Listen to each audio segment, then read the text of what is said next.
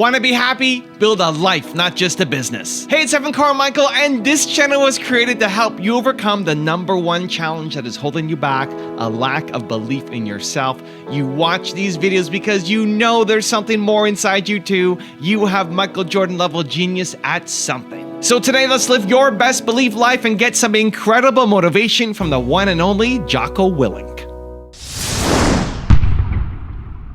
The chronic excuse maker. How do you stop making excuses? This is actually pretty simple. And I said it the other day, and you have to realize, you have to know, you have to accept that all your excuses are lies. They are lies, all of them. Think about the things that you tell yourself, the lies you use to rationalize taking the easy road. Taking the easy road and leaving discipline behind. Think about them. You don't have time. That's a lie. You don't have support. That's a lie. You don't have the equipment or the gear. Lies. You don't know the best way. Who cares? That's a lie. Or you're too old or you're too young. Of course you're too old or too young. Lie. And there's you're too busy. Sure you are. That's a lie. And you're too tired or you're too sore or you're just plain not feeling it. Lies, lies, lies. And the list goes on and on and on. And it doesn't stop if you don't make it stop. So recognize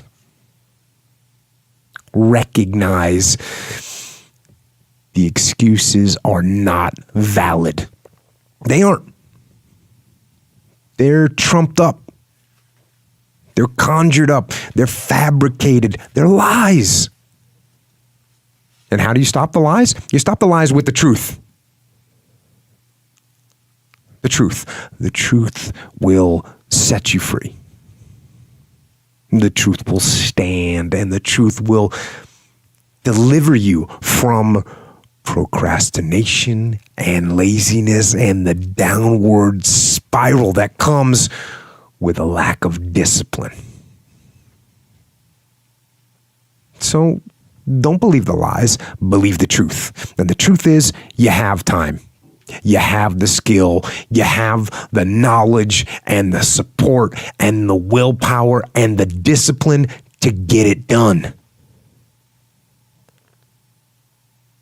So cast out the lies, burn them down, and listen to the truth, and live the truth, and go out and get it done. I don't really like those words, self-help or self-management or self-improvement.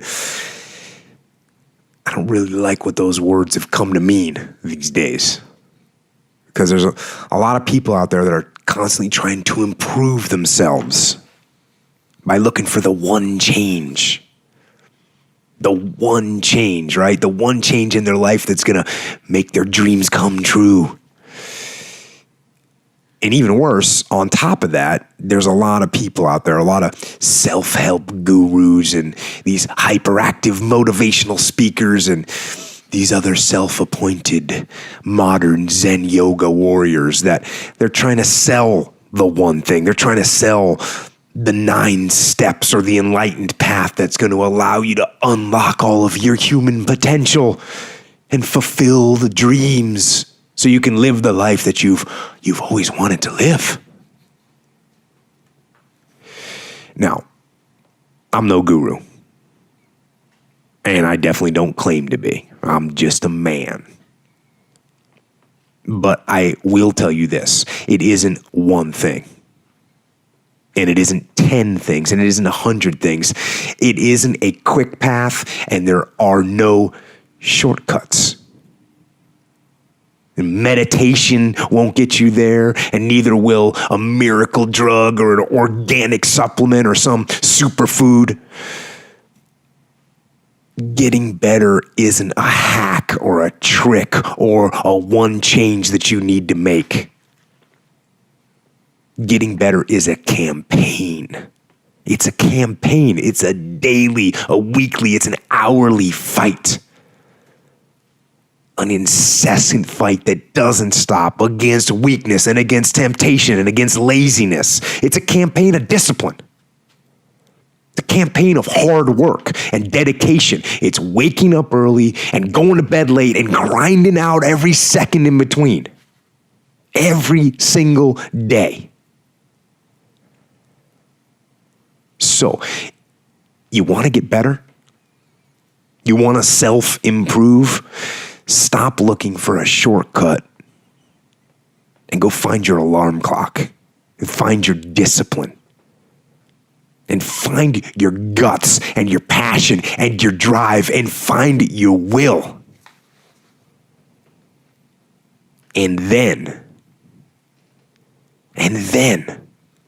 you will find your freedom. When things go wrong, they always seem to happen at once, and they just compound on top of each other. And it's pretty easy sometimes to feel beaten when you're faced with all those issues and all those problems, and they all hit you at the same time. But let me tell you, that doesn't mean give up. In fact, it means the opposite. It means it's time for you to fight harder, to dig in. It means it's time for you to go on the warpath. And that starts with one of the fundamental laws of combat leadership: prioritize and execute. What's the biggest problem? What's causing the most stress? Family? Okay. Sit them down. Explain where you are at. Be blunt. Be upfront. And then give them the simple plan of how you're going to get things back on track. Don't sugarcoat it. You give it to them straight. Next, you got some late payments. Call those creditors up. Explain to them what's going on. Set up some kind of a minimum payment plan so you can start making some progress and get them off your back. And then you got your job. Right? You're falling behind at work. Okay, talk to your boss. Face it. Tell him that you're going to step up your game.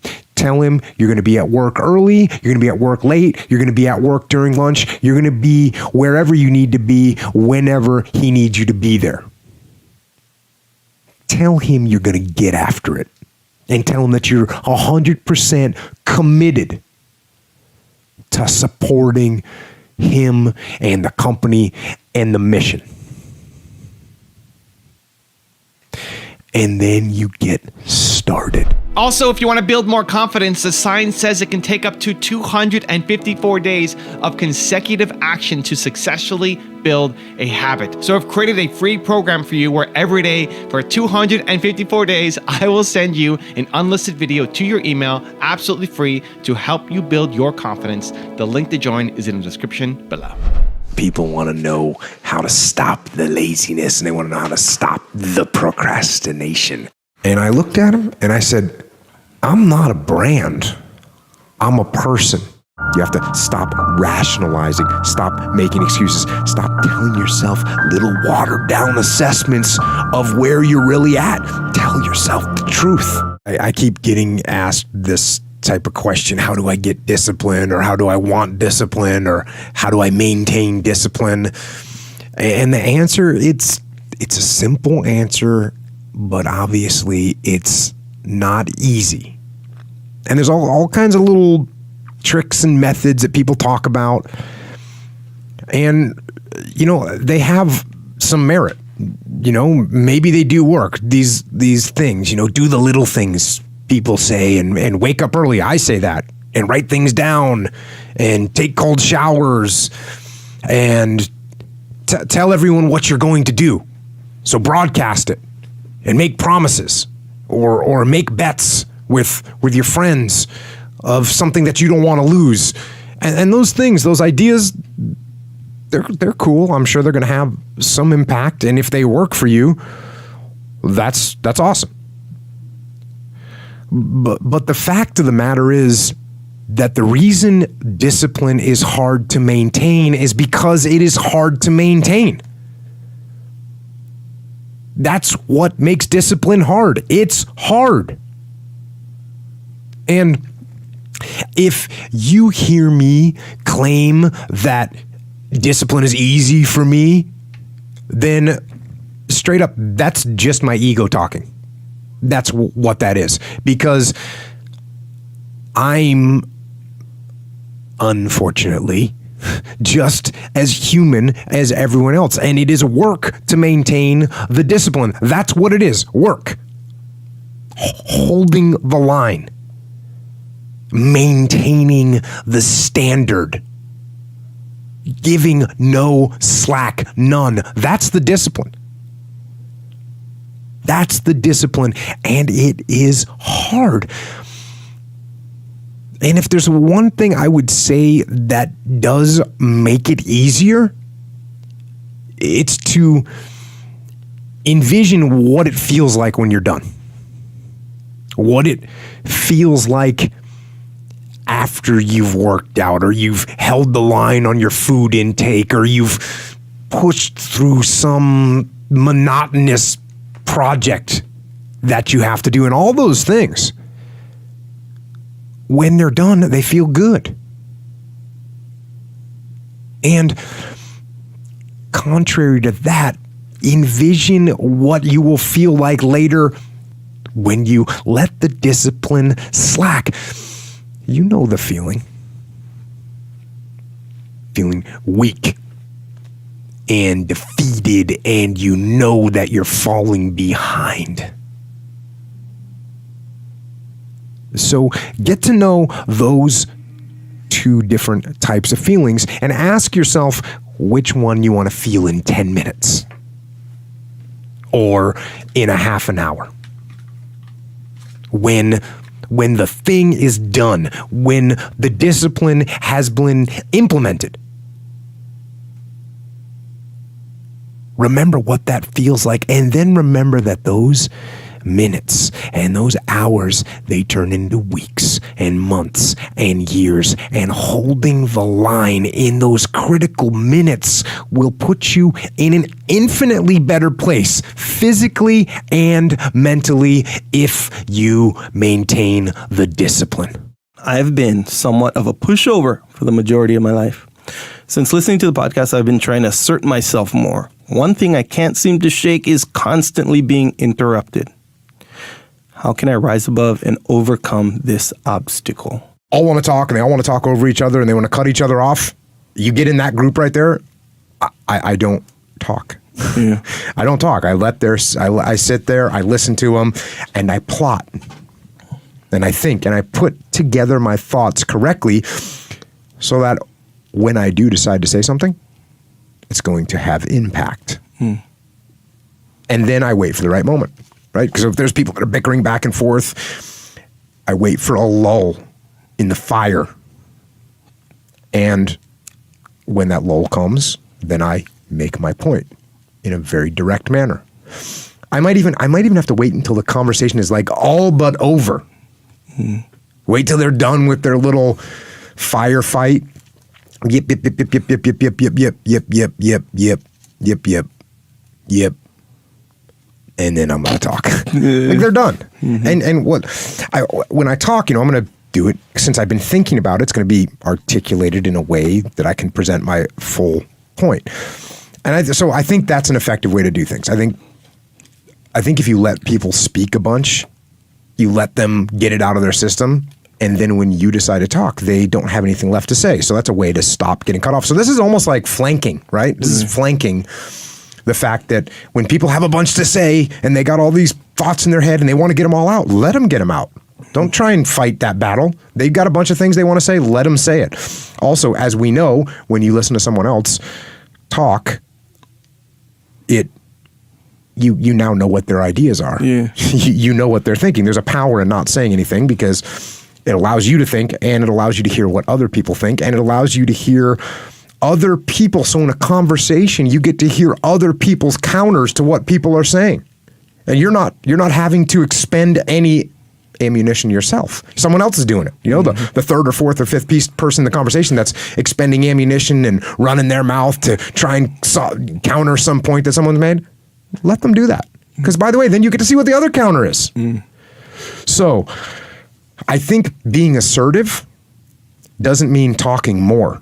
I think being assertive means talking less, talking at the appropriate times, monitoring and understanding the firefight that's happening so that when other people have expended their ammunition, you can step in and you can take your shots in a simple, clear, concise manner. It's like the little boy that cried wolf, right? If I talk and talk and talk and talk and talk, I'm taking away the value of each one of those statements that I make because I'm making so many statements that not all of them can have a high level of value.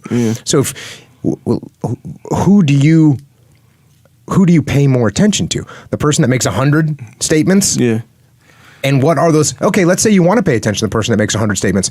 How much can you pay attention to those 100 statements? How much do you gather from those 100 statements? Yeah. It's a limited amount.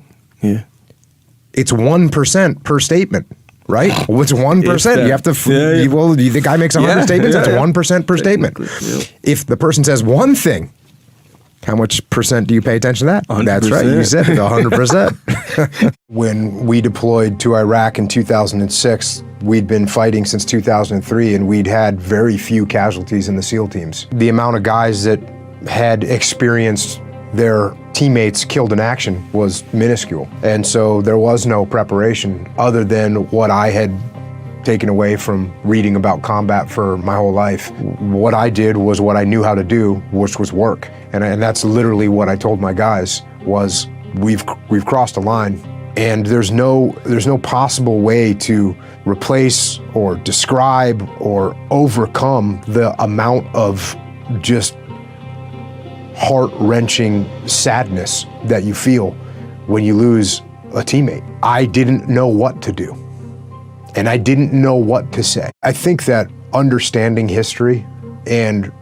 reading and knowing how people have gone through this before, just the fact that, when we had a small number of casualties, we lost 3 guys from Task Unit Bruiser. Each one of them is an epic loss to us and to humanity. And at the same time, in World War II, in World War I, there would be days where thousands upon thousands were killed. And so that offered me a small bit of perspective to think to myself that human beings, we can feel like we're special, and we can feel like no one's ever been through what I've been through, and the world is hard for me and easier for everyone else. Well, the reality is that's not true. And we're not special. And the things that people go through, other people have gone through, most likely much, much worse and much more significant. So that, to me, was it gave me at least some level of perspective to realize that other warriors had gone through this before. This was my turn, and this is how I'm gonna try and handle it. I'm kind of antisocial, right? Like, if you don't know me, we're not going to have a conversation. We're not having I'm not walking up and talking to you. If I don't know you, I'm not walking up and saying hi to you. It's not happening. It's not my personality. If you say hi to me, I'll say hi. I'm not disrespectful. I'm not rude, but I'm not looking to have a bunch of conversations with people. And so that's known to me, but that's not okay for the business side of my life, which is, hey, I got to talk to people, got to build relationships, got had to know my commanding officer, had to know the commodore, had to know the conventional battalion commander, had to know the brigade commander, had to build relationships. Could I just talk about war with the brigade commander? Well, I could, but what's more powerful? That I talk about war and I talk about where I'm from or where he's from or what, other things? Yes, because I want to build a relationship with him. Why? Because I'm trying to build trust. What? Why? Because I want him to allow me to go out there and do things in his battle space. So that's what they're asking here. They're asking you to step out of your comfort zone. Does it need to become your primary focus? No. Should you try and step out of the comfort zone? If you want to grow, if you want to have more opportunity, I would give it a try. If not, like I said, if you hate it and you feel like you're not being true to your true self, that's okay. Maybe your true self is meant to be the one that's back not getting promoted. Yeah. They need somebody to do that. Yeah. If it's not you, it might be somebody else. Yeah. It's another one of those tough questions where people, hit me with like, should I be loyal to myself? Because the obvious answer that everyone wants to hear is like, yeah, dude, the most important thing is you got to be loyal to yourself. That's the most important thing. Yeah. Okay, if that's what your priority is, then that's the most important thing. But guess what? Who can take care of the other kitchen dogs that respect you so much? Who can take a better care of them than you can? Because if you don't get promoted and Johnny Glamour Boy gets promoted because he likes to go out and schmooze the clients, and now he gets promoted, and now who's going to take care of the kitchen dogs on his time, right? Not him. He doesn't care. He got promoted not for taking care of his guys. He got promoted because he schmoozed the clients. Sometimes, even if you're the most highly motivated person in the world, that grind starts to beat you down a little bit. And that's when you have to stop looking at the short-term thing, because that's not getting you to get it done. And you got to look, okay, what is the long-term goal that I'm looking at? What am I really trying to get done in the long term? And you say, oh, you know what? I'm actually waking up today early so I can be ahead of the curve, so I can sell more of these widgets or whatever, so that I can buy a house. And you know what? Today matters. Today matters. This decision that I'm making right now is that first step. It's me taking one stroke, swimming in the right direction, heading towards the shore. And if I don't take this, I'm not making any progress. Let's say you're the most ultra motivated guy in the world. When that alarm clock goes off, there's at least 50% of the time where you just, that soft little pillow is just caressing your head and you want to stay there. And it takes discipline to go, nope, I'm going to get up out of this bed and I'm going to do what I'm supposed to do. And that discipline that you have at that moment, you win that fight. That's a big victory. And then that pattern will carry out throughout the day. Because once you're up, well, now that I'm up, I might as well go work out because I'm already up and I feel good that I got up out of bed and I won that battle. Let me go win another battle. I'm going to go get it done. And then when you show up at the office and there's someone that's got a big box of donuts that they're giving away for free, by the way. So they're just sitting there. It's almost like an insult not to take them. But when you've already gotten up early, you had the discipline there, you already worked out, you had the discipline there, and now you see the box of donuts, you're like, no, I'm not going to eat the donuts. No donuts. You're not going to do it. And that discipline carries on throughout the day. So now you take that and you expand that out over a week and a month, and you end up with more discipline. And it starts with that simple act. We all want freedom, right? We all want to have freedom. We want to have financial freedom. We want to have more free time. We want to have physical freedom. That's what we want. Everyone wants freedom, of course. But if you want to have freedom in your life, the way to get to freedom is through discipline. That's how you get there. So if you want to be financially free, you have to have financial discipline. You have to save your money. You have to work hard to earn more money. You have to not buy stupid things that you don't actually need, right? You need to save that money and invest it properly. All that takes discipline. And if you have that kind of discipline, you'll end up with more freedom. If you want to have more free time, everybody wants more free time. But if you want more free time, how are you going to get it? You have to have more disciplined time management. I'm a chef in a large operation kitchen. Recently, during my last review, I was given some advice by my boss and his boss. Should I heed their advice or stick to what I do best and keep getting after it on my terms? It's one of those questions. Sure. That's just funny how that last statement is framed, right? Should I stick to what I do best and keep getting after it? As if to say, if you say no, you should not stick to what you do best. Yeah, it's like, and you should not get after it, right? That's the frame there. And actually, this guy, I answered the question real tersely. I think this came through Facebook messages. I said, sounds like you found a comfortable little zone for yourself and you want to stay in there. Right? Little cold-blooded response. And he's like, I knew it. Because as we know, in the comfort zone, there's no growth in the comfort zone. No growth in the comfort zone. So it's interesting. If you really don't want to do it, well, then you can keep being the guy that's in the back. And guess what? You're going to be mad in 6 months when some other chef gets hired for a different shift and all of a sudden he's out making friends with everyone and he gets promoted. And why does he get promoted? Well, look at what the guy's doing. But he's not as good as a cook as I am. Guess what? They don't really care. Making the food is only part of what they want you to do. Just like being a SEAL, doing missions is only part of what you need to do the mission. Yeah. You can't just be tactically sound. You've got to have the relationships built so you can work in the battle space that's owned by a conventional commander. You got to have the relationship that you can get your missions approved up the chain of command on the special operations side. How do you do that? You build. You go out, you talk to people, you get out of your comfort zone. We lie to ourselves. We don't tell ourselves the way things really are. And when we do that, then we can't fix our problems. If we can't fix our problems, we're not going to improve. So we have to be truthful to ourselves. I have to be truthful to myself. You have to be truthful to yourself. You have to stop rationalizing, stop making excuses, stop telling yourself little watered down assessments of where you're really at. Tell yourself the truth so that you can get where you want to go. You can be who you want to be. You can be who you should be.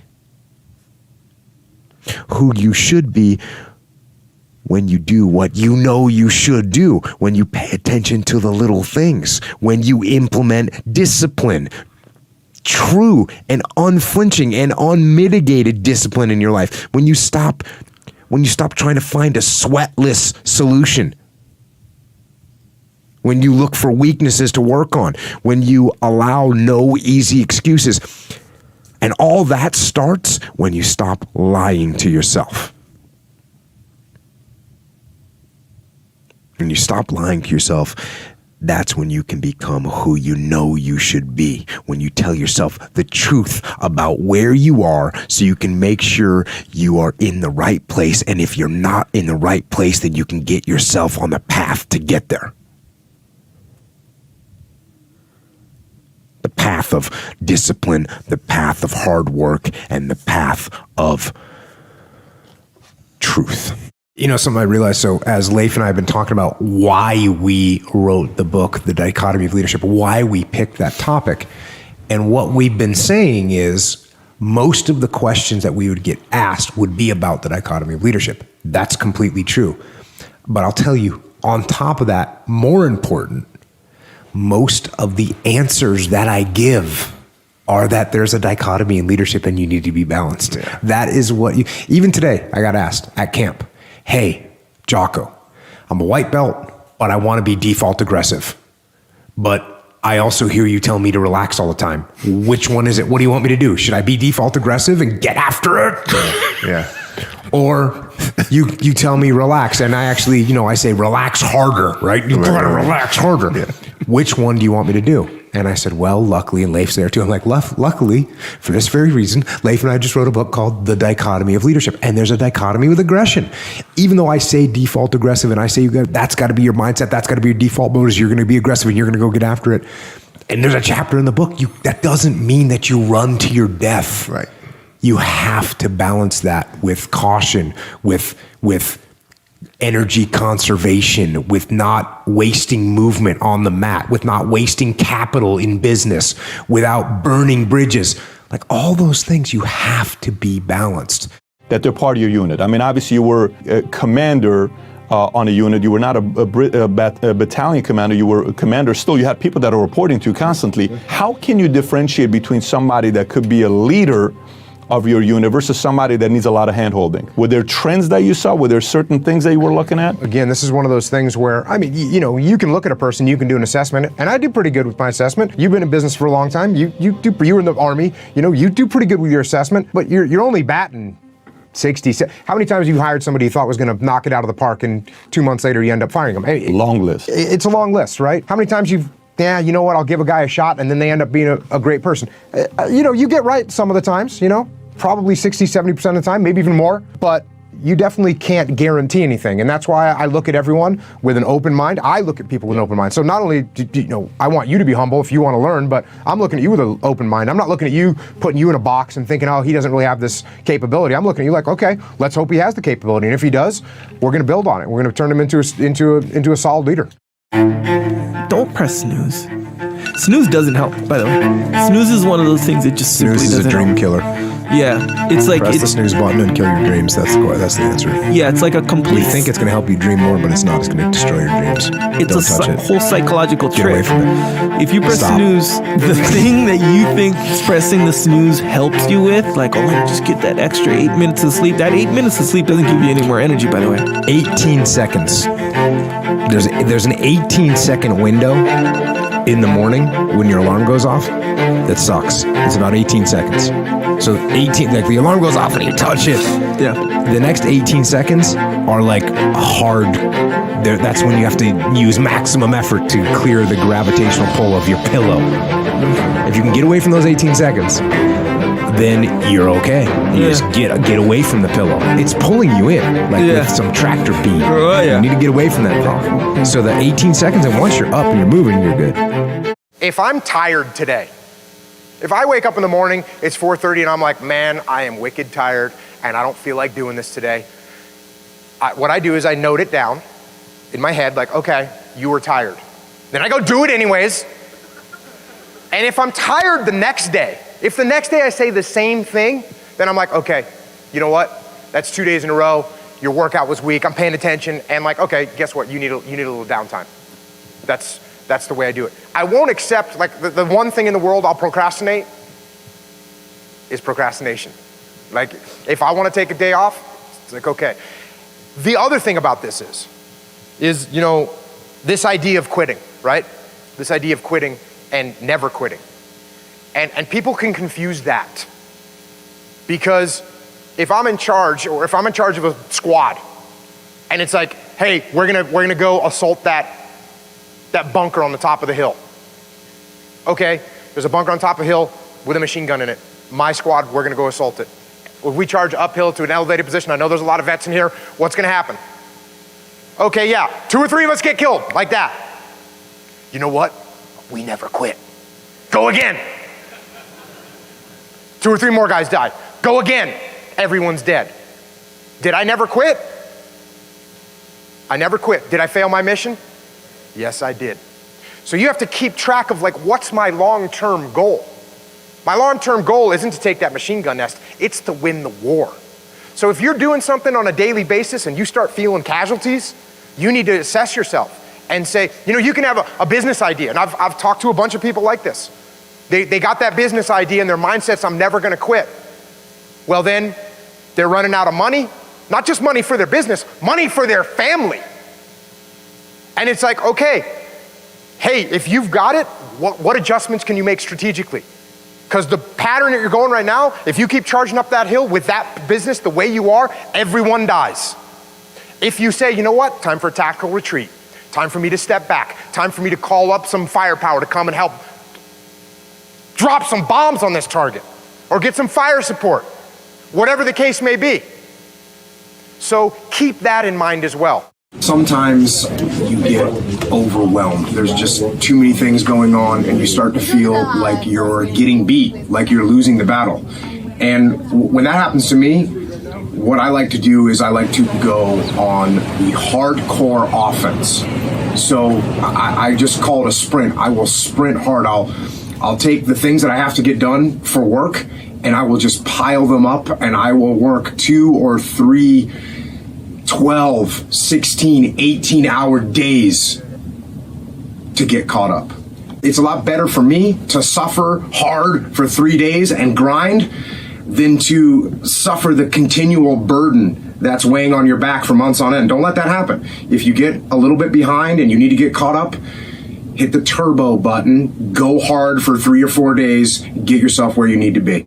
Anthony Bourdain, obviously, he was about as successful as anyone could be. I mean, he was a successful guy in so many aspects, and yet he killed himself. He said in this book, I wanted adventures. I wanted to go up the Nung River to the heart of darkness in Cambodia. I wanted to ride out into a desert on camelback, sand and dunes in every direction, eat whole roasted lamb with my fingers. I wanted to kick snow off my boots in a mafia nightclub in Russia. I wanted to play with automatic weapons in Phnom Penh. Recapture the past in a small oyster village in France. Step into a seedy, neon-lit pulqueria in rural Mexico. I wanted to run roadblocks in the middle of the night, blowing past angry militia with a handful of hurled Marlboro packs. Experience fear, excitement, wonder.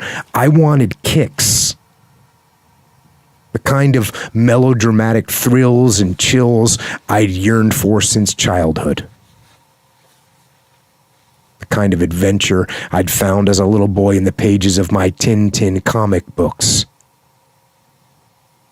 I wanted to see the world, and I wanted the world to be just like the movies.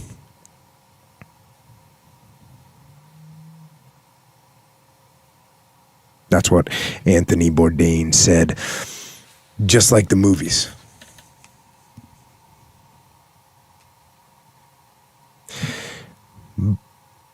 But you know what? To me, the world is not like the movies. The movies aren't real. They don't exist. But you do. And this life it's better than any movie there is. Movies are supposed to provoke emotion. They're supposed to make you feel something. But I have a better idea. Go out into the world and actually feel it.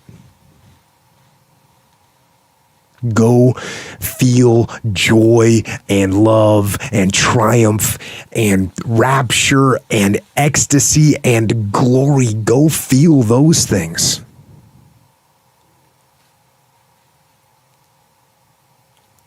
And with those feelings,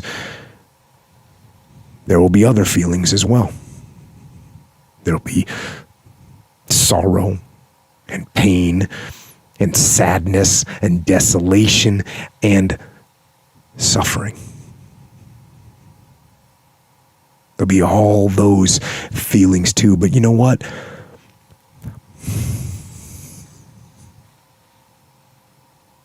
That's okay. That's okay. Take both sides.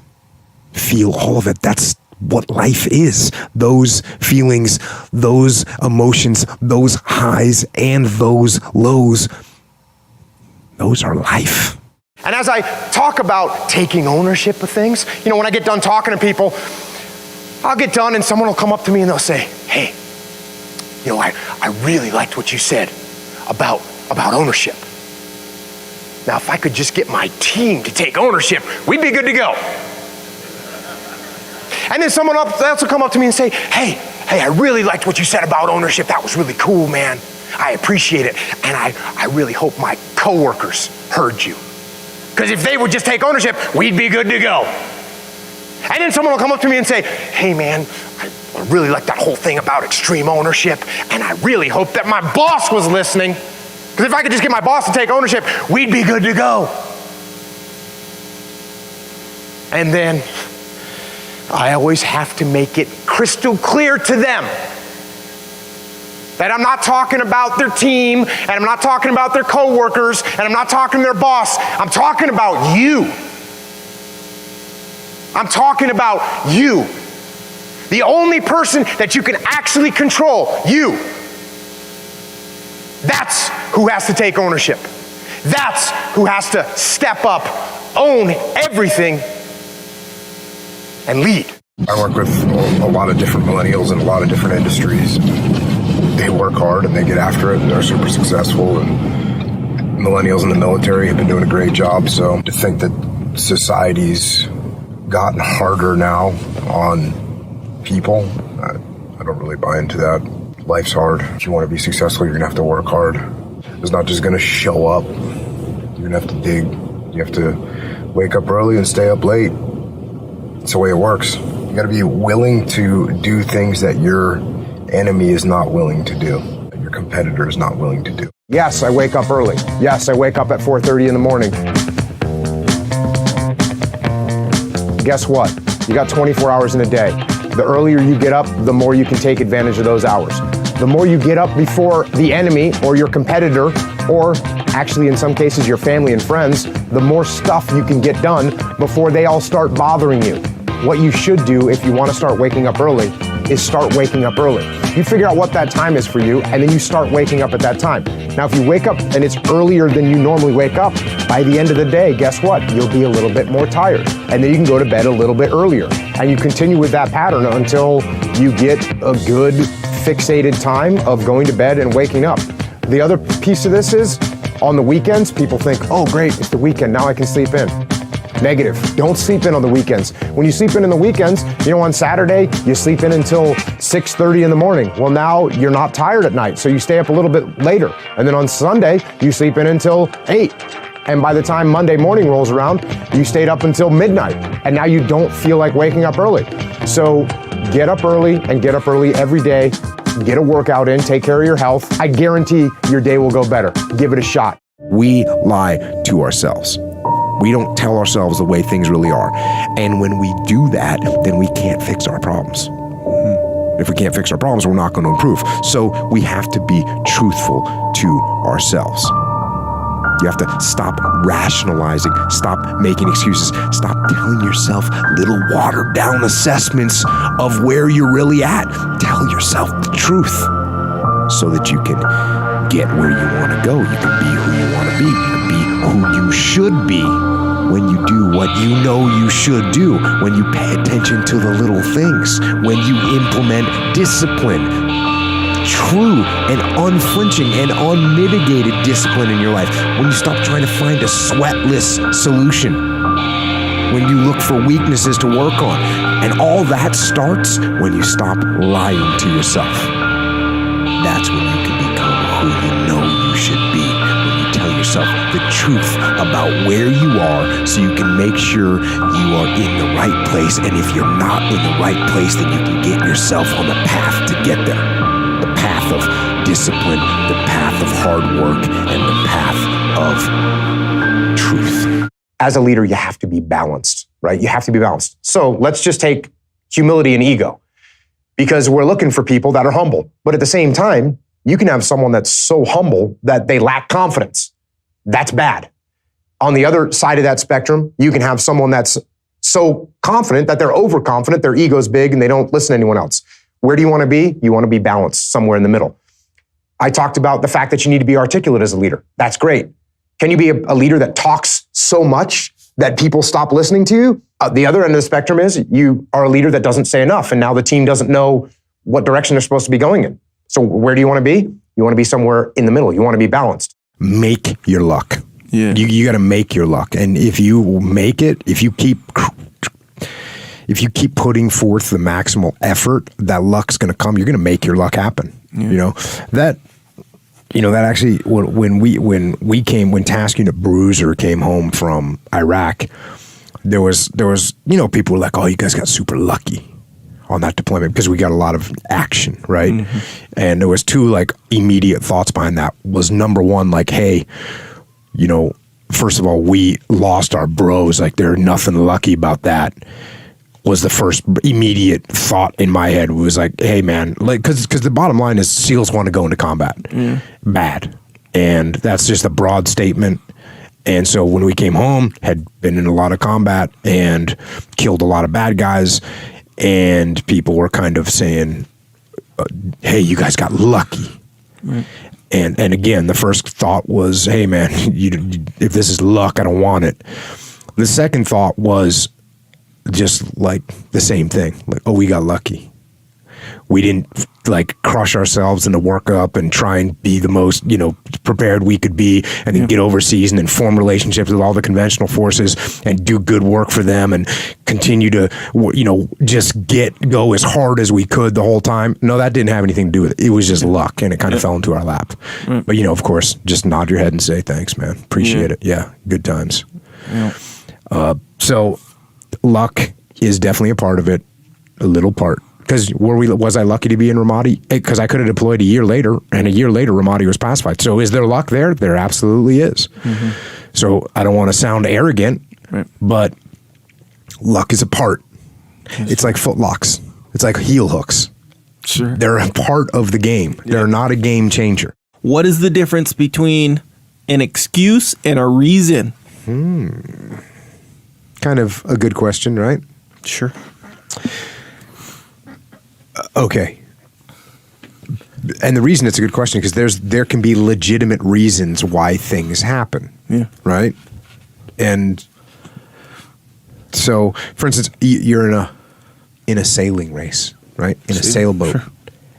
And the mast snaps in half. Now you don't win the race. Yeah. But I mean, you didn't, the mast snapped. Yeah. What can you do about that? Or the horrible weather rolls in and you can't launch your aircraft, so you can't go on your mission. Right. Well, you can't control the weather, so what's up? How can that? That's a reason. Or you get really sick, so you can't compete in a competition. That's a reason. You were sick. Oh, you do bad because you were sick, and it's a reason. Could be called. Now you could look at the situation and say, okay, if I'm going to take ownership of this, did I properly test the mast? Sure. Did I? Yeah. Let me ask you this. Did we have a ground-based plan for the operation in case the weather came in, we were going to take vehicles instead? Right? Yeah. That would work. If you get sick before the competition, maybe you ask yourself, were you resting properly? Were you eating properly going into the competition so you wouldn't get sick? You could address that, correct? Yes, sir. So you can still take ownership of things, even if the initial reaction is like, oh, well, you can't control that. Well, you can influence it. You could mitigate it, right? Now, can there still be legitimate reasons? Yes, there can. And for me, the difference, the line between an excuse and a reason is a reason you have zero control over. Right? You just have zero control over something happening. Well, that's a reason. Did I tell you I was almost late the other day for something? No. Because this is borderline. I had an appointment at 10 o'clock. I left, it was a 20-minute drive. I left an hour. I left about 9:10. I left 50 minutes to drive 20 minutes. Right. Just so going to make it on time. Yeah. I get on the road, basically a couple of roads out of my house, and the one entry way to get on the freeway is locked down. Like incident, like isolate some incident went on. A guy trying to kill himself on a bridge. Yeah. Shut the road down. Incident, yeah. So no one's going on the highway. So what is it? Everyone's being channelized into marginal, what are they called? Back side streets. Yeah. Detours, rerouted. Yeah. The clock is ticking. And I made it, right? I made it. I was 4 minutes. I had 4 minutes to spare. So instead of it taking 20 minutes, it took 46 minutes. It took more than twice as long. That could be, a fairly legitimate reason. Now, luckily, I always, I I had planned that there could be something out of my control and it might take even longer. And that's why I leave early to go to an appointment or a situation like that. So I could have also checked the traffic prior to leaving and taken a completely different route. That would have been, I blame myself. So even in that situation, I was thinking the whole time, why didn't I check the traffic before I left? I knew this could have happened. So what's the number one thing you look for in a leader? Well, the first book was called Extreme Ownership. And what that means is you're not going to make any excuses. You're not going to blame anyone else. You're going to take ownership of whatever happens. And when something goes wrong, instead of pointing fingers and blaming someone else, you're going to take ownership of that problem. You're going to take ownership of figuring out what the solution to that problem is, and you're going to take ownership of implementing that solution. So that is the number one thing that I'm looking for a leader to do, is to take ownership of the problems. And again, we called that extreme ownership. And it was one of those things that was very easy to see in a SEAL platoon, because when someone doesn't take ownership and starts pointing fingers and blaming, well, like for instance, right now, if I started pointing my finger and blaming you for something, what's your natural reaction going to be? You get defensive, get upset. I mean, it's not my fault this broadcast isn't what I wanted it to be. Exactly. And then what happens is we have a team where I'm pointing the finger at you, you're pointing the finger at someone else, and now we have no one taking ownership of the problems, and therefore the problems never get solved. The opposite of that is when you have a good leader that steps up and says, hey, Ben, you know what? This broadcast didn't go the way I wanted it to. I should have done a better job preparing for your questions. I'm sorry, I apologize. And now instead of you getting defensive, you say, you know what? No, actually, I could have done a better job. And now both of us are taking ownership of the problems and we're going to get them solved. If you're blaming everyone else, I can't control you. I can't control these other things outside. I can't control. The only thing I can control is me. So instead of worrying about who else is causing you problems, worry about what you can do to yourself to improve your station. And if you go down that path, you're going to find you have a lot more control than you think you do. How many people are like involved in a startup right now? They're starting up, right? Cool. So a startup is like a little kid, right? It's got all this potential. What happens with a little kid that never gets disciplined? Yeah, little kids that don't get disciplined turn into Satan. That's what happens. And guess what? Now, in the beginning, like a startup, like a baby, when you got a baby, you got to do everything for it in the beginning. You got to hold its hand. You got to make sure everything's perfect the way, whatever it takes to get that thing, keep that thing alive. You got to do it. But once that thing starts to expand, well, then you better start imposing some discipline on it, or else that thing will turn into Satan.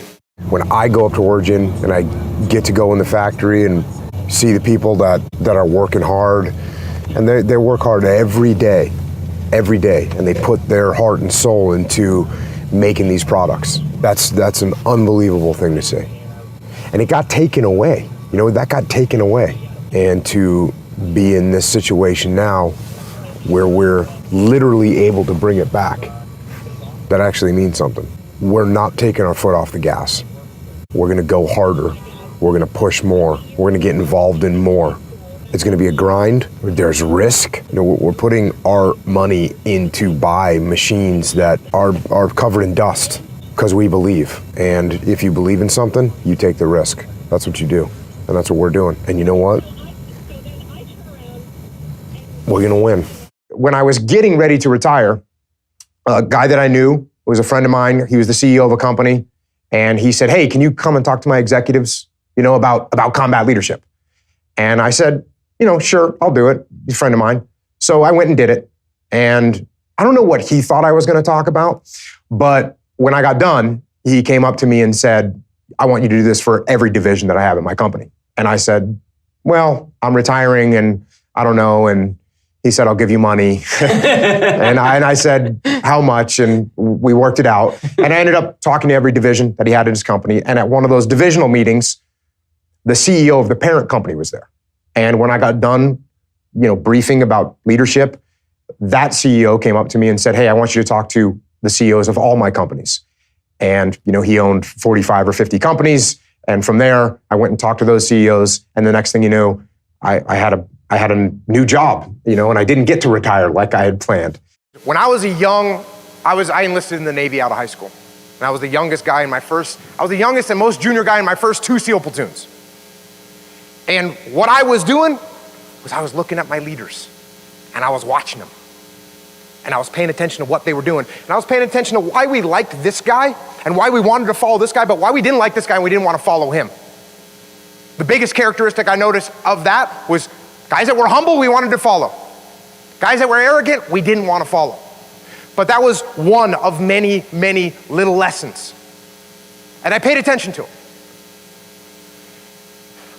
Once I moved into a leadership position, I knew that all those guys, they were watching me. They were paying attention to me. And I had to think about the way that they were going to react to what I was doing. And I knew that my job was to lead these guys.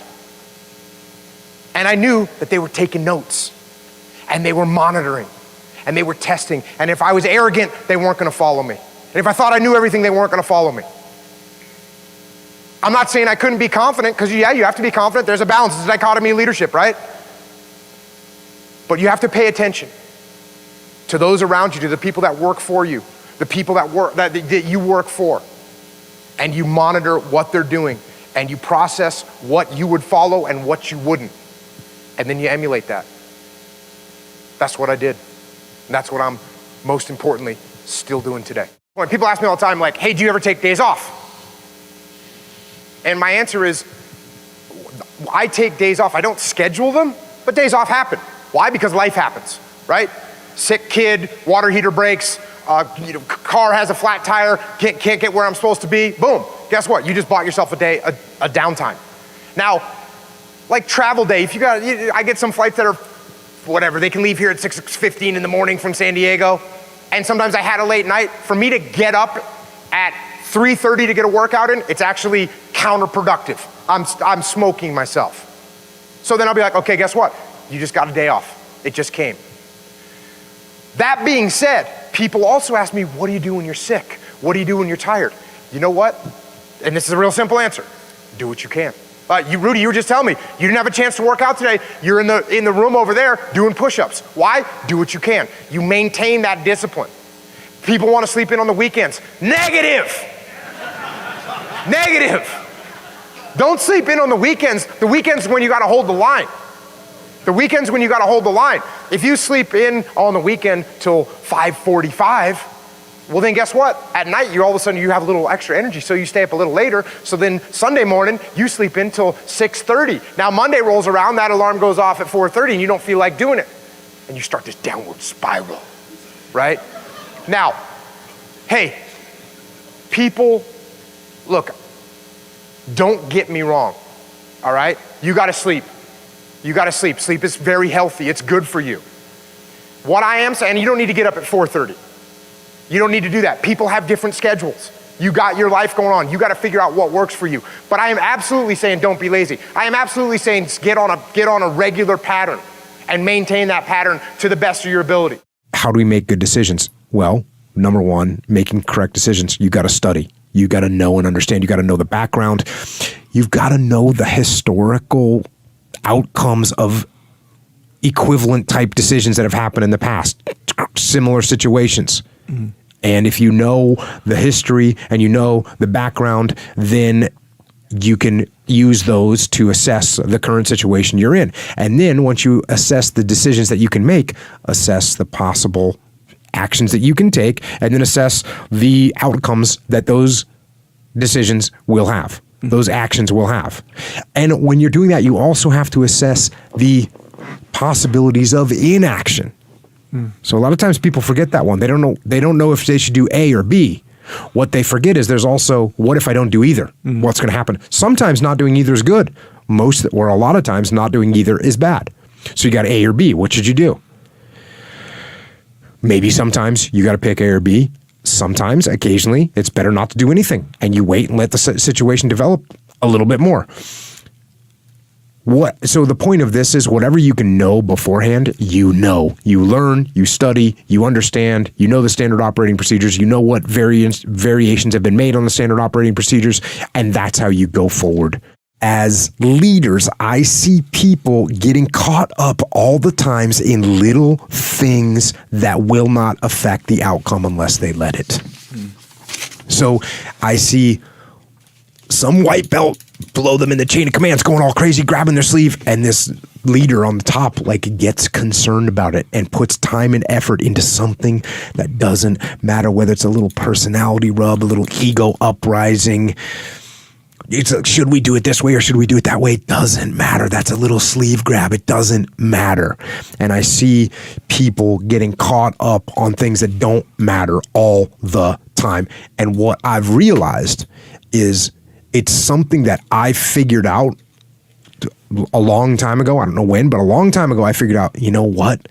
That thing doesn't matter. I'm not going to worry about it. That thing doesn't matter. I'm not going to worry about it. That thing doesn't matter. I'm not going to worry about it. That thing matters. I'm going to focus on that thing. And that makes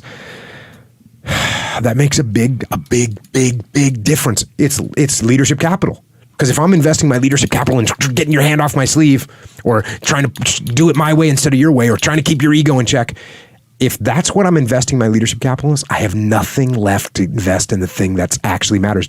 Do you think that it really is that leadership is born or is it bred? Yeah, I get asked this question all the time. And so it's both. It's absolutely both. And you as a human being are going to get certain characteristics that are going to make you a good leader, and you're going to lack some characteristics that would make you a good leader if you had them. You don't get 10s across the board. You know, it's like the little video games you see kids play where you get a 9 in strength and a 7 in intellect and an 8 in dexterity. And you get those too as a leader. And you don't get all 10s. So some leadership characteristics that make you a good leader, for instance, obviously it's good to be articulate. If you can express your message clearly to people, that's gonna help you from a leadership perspective. If you have some natural charisma, that's gonna help you from a leadership perspective.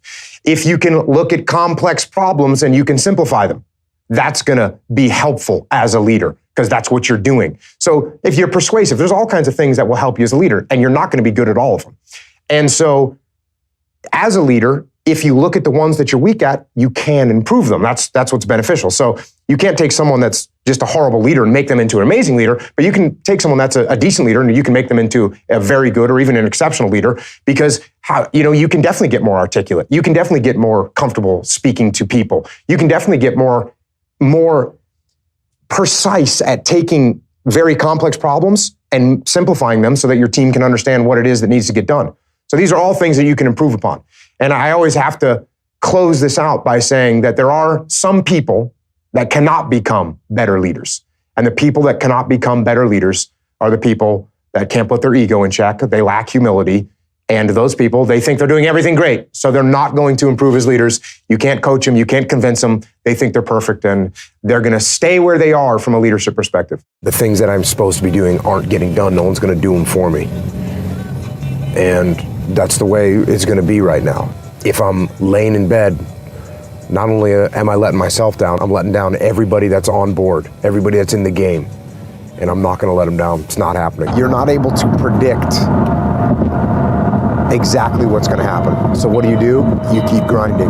Don't know why things happen always. But I do know this. When the opportunities are there, you got to go. If I tell you, Echo, hey, Echo, I want you to do this mission. I want you to do it this way. Take your platoon and go do it. And you disagree with what I'm telling you. And you just say, hey, boss, I don't want to do it that way. And I said, hey, you shut up and do what I told you to do. And you go, you know what? You can fire me, but I'm not doing it. And I go, okay, fine. You're fired. And I get Knucklehead over here, who's the yes man that comes in, and I tell him to go do the mission the way I told him to do it. And he goes and does it and gets everyone killed.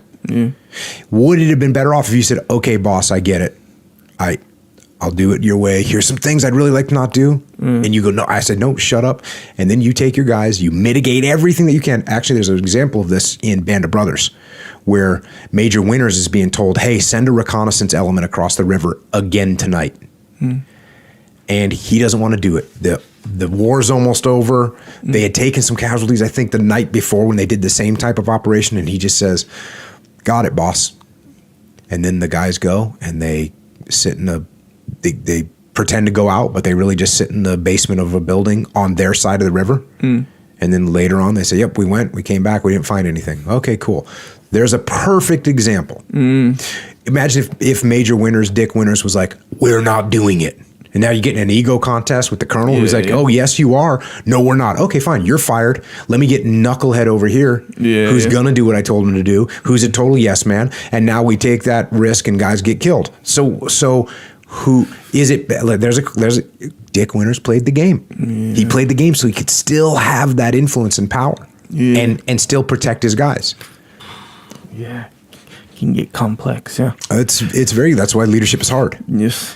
It's weird though, because when you say it's complex, when you say leadership is hard, at the same time, like if you're a principled human being and you have principles and you know what's right and you're doing the right thing for the right reason, the decisions are actually usually a little easier. Clear, clearer. Yeah, they might not be easy, but they're clearer. Like, I know what I'm supposed to do here. Yeah. I got it. Yeah. I'm gonna figure this one out. And it's easy to justify yourself, like let's say, okay, I'm real good at fitness. I'm a fitness guru.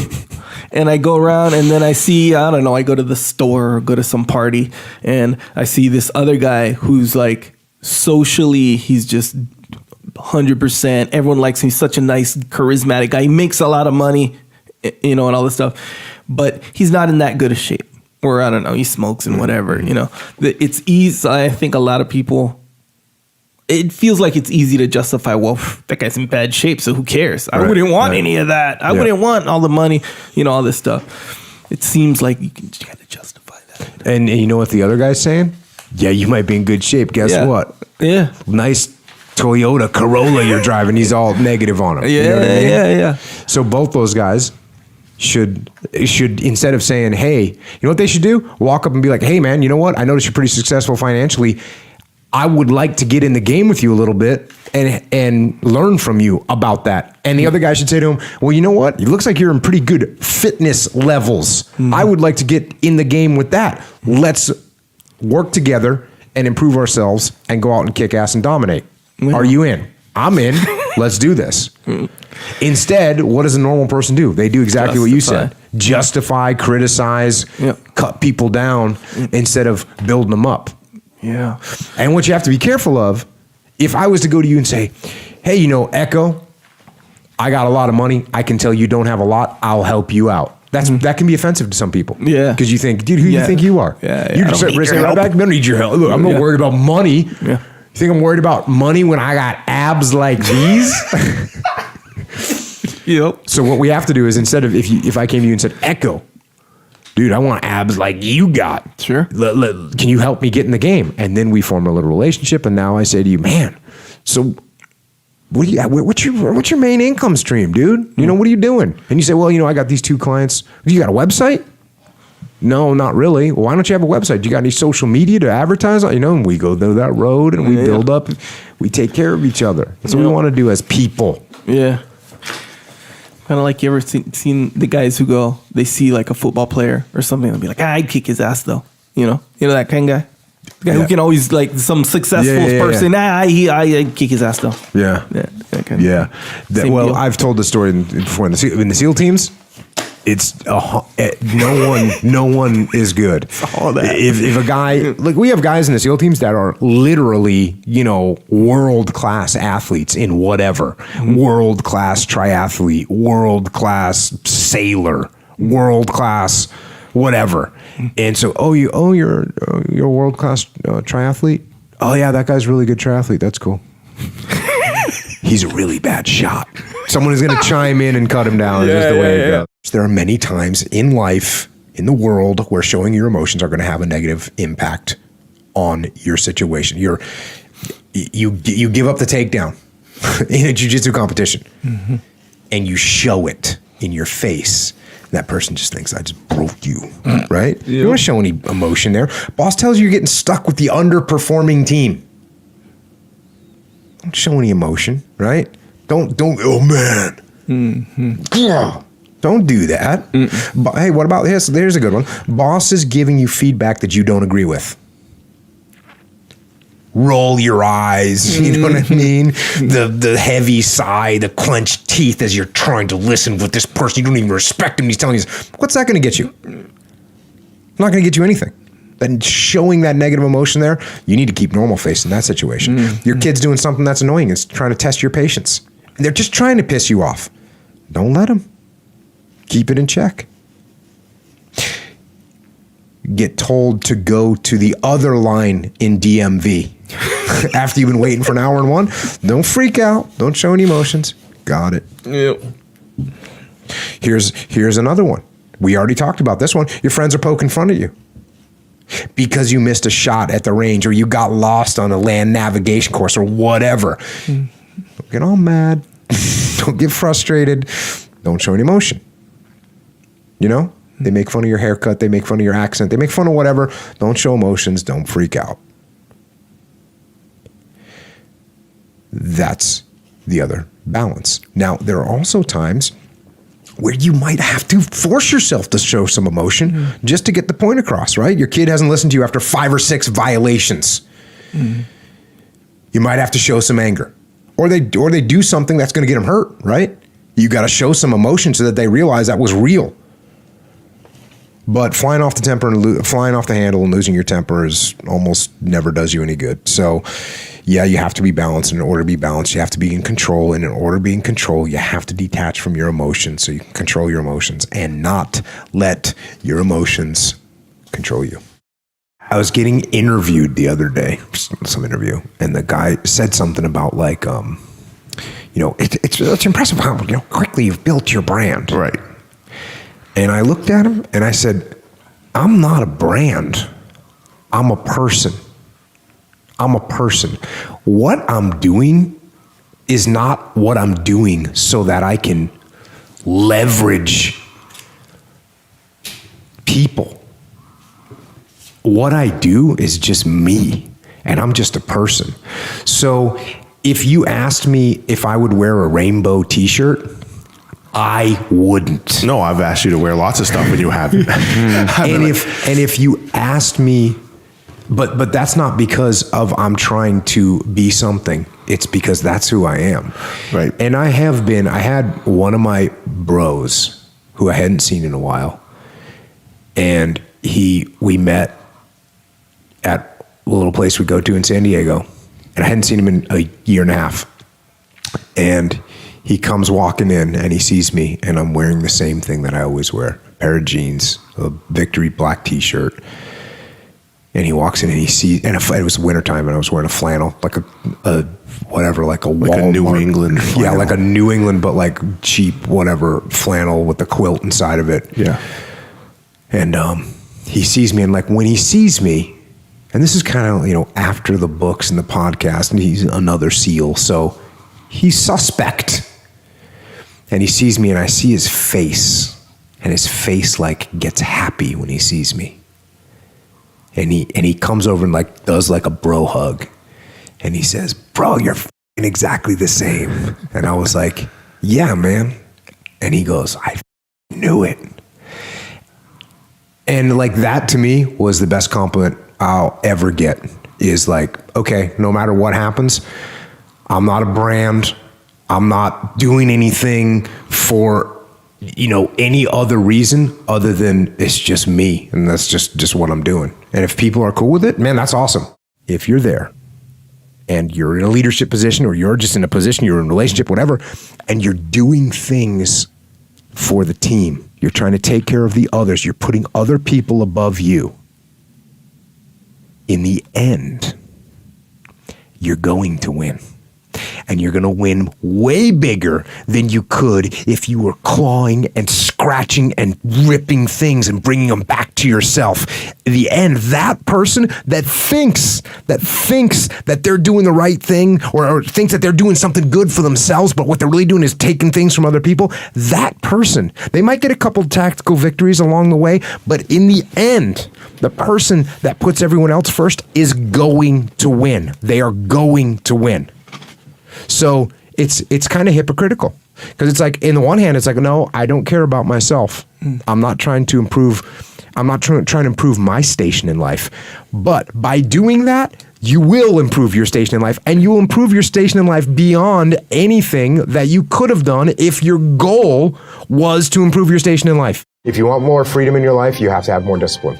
If you don't have any discipline, you'll end up with absolutely no freedom. You'll end up being a slave to other people that boss you around. There's all kinds of problems that can occur if you don't have discipline in your life. And the more discipline you have, the more freedom you're going to have. So just the discipline of the SEALs it's impossible to leave? No, it's possible to leave. There's retired SEALs all over the place that are undisciplined. They've moved on and they don't care about that anymore. It's fine. I don't judge other people on what they're doing. Like, they're probably stoked to sleep in and hang out with their kids and eat breakfast in bed.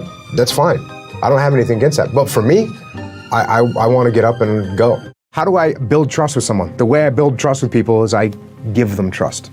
So if you're working for me, I say, hey, I want you to do this mission, Patrick.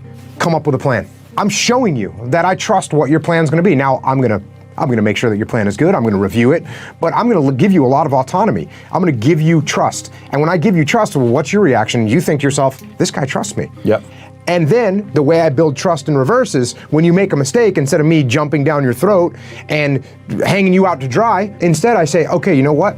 My fault, I should have given you better direction. Here's what we're gonna do next time. So now you look at me and you go, hey, I screwed this thing up and Jocko still trusts me. I trust him. And that's how I build trust. I give it. You give it. I give trust to build trust. If I'm really putting an effort, but my plan maybe not the best plan, you're still gonna give me second chances to work on it and get better at it? I will micromanage you more. I can't trust you as much. We do a business deal or we're in business, I don't send you out with the biggest client I've got when I just met you and say, hey, I trust you. No, I give you a little client and I say, hey, go make this happen. And you come back and you say, hey, look, I did it. And I say, great. And you trust me a little bit more. Or maybe you screw that one up. And I say, okay, well, let me review. What'd you do? What mistakes got made? And you say, oh, well, I did this. And okay, we correct that. But I don't come down hard on you because I'm trying to build a relationship with you. Mm-hmm. If I come down hard on you, do you even want to work for me? Do you even want to be, if I come down, this is pathetic, you screwed this up, this is your fault, you're looking for another job. Come on. Right. Whereas if I say, okay, let's look at what we can do better, then I'm building the trust. But you might be very trustworthy for many years, and then all of a sudden you go out and you do something underhanded with a client, you try and rip them off or rip me off. Yeah, I mean, you're not gonna have trust for me anymore. What do I do when I'm broken? When I'm broken,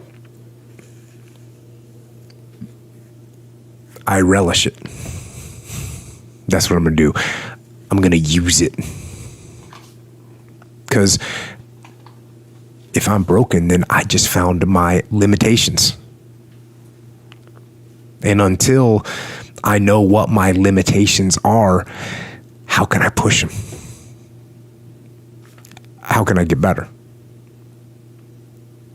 But once I see it, once I feel it, once I see where I was broken, then I can attack that weakness.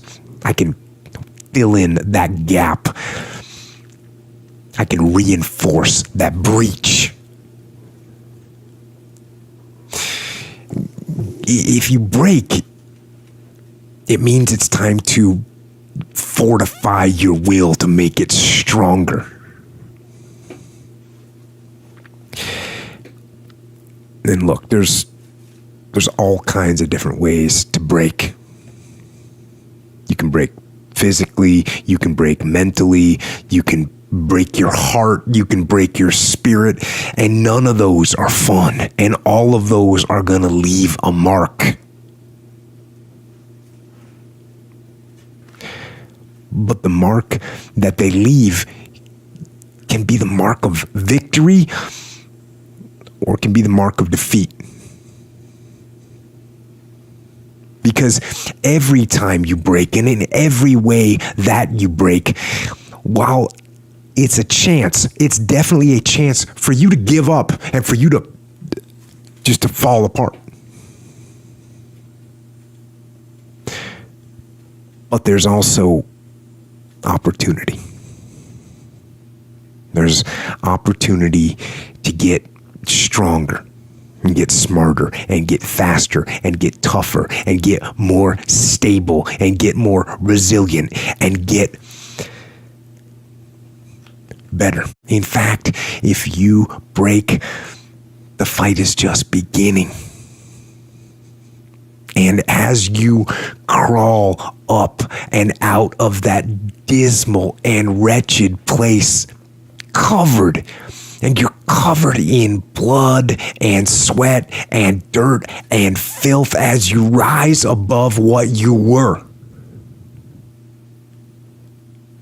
And as you take the form of who you are supposed to be,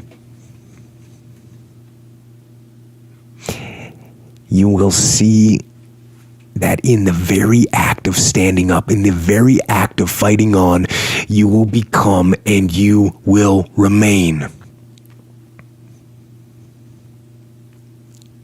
unbroken. You can't know how you're going to conduct a war before the war starts. You can have an idea, but you can't know fully. Just like if you were to say, hey, my goal is to X in my life, you don't know how you're going to be able to do that. Right? Yeah, because you're talking about because you got to adjust. Because you're going to make adaptations. Things are going to come up. Things are going to change. The battlefield changes. Your life changes. Things pop up. I mean, things happen. So I think that idea that you're going to know how you're going to execute something is far-fetched. I think actually, I should use the word idea. You should have an idea of how you're going to do it. Yeah. You should have an idea like, okay, well, this is what I need to get done. Mm-hmm. This is what I want to achieve in my life. Yeah. I want to do this. Mm-hmm. What's a simple one? I want to own a house. That's a simple one. That's a good place to start. Yeah. I want to own a house. Okay, well, let's think about how we're going to get there. Mm-hmm. You know, let's think about how we're going to get there. You have to build your credit. How do you build your credit? You have to borrow money. Some people they go to buy a house, they've never borrowed money before. You can't borrow money if you've never borrowed money. You can't borrow money for a house if you've never borrowed money for a car or some smaller object before. So you got to establish your credit. Then you got to have 2 years worth of income. Then you got to have a big fat down payment sitting ready. So there's things you got to do. There's things that now that might change along the way. The idea is that you got to move towards that goal. Yeah. But that's what was so nice about hearing the Vietnamese commander's intent. Get close, split them up. Yeah. Boom, you go make that happen. Yeah. Hey, guess what? You want to buy a house one day? Save money, have good credit. Yeah. Okay, well, you got to make money. How are you going to make money? You might make it driving Uber. You might make it delivering pizza.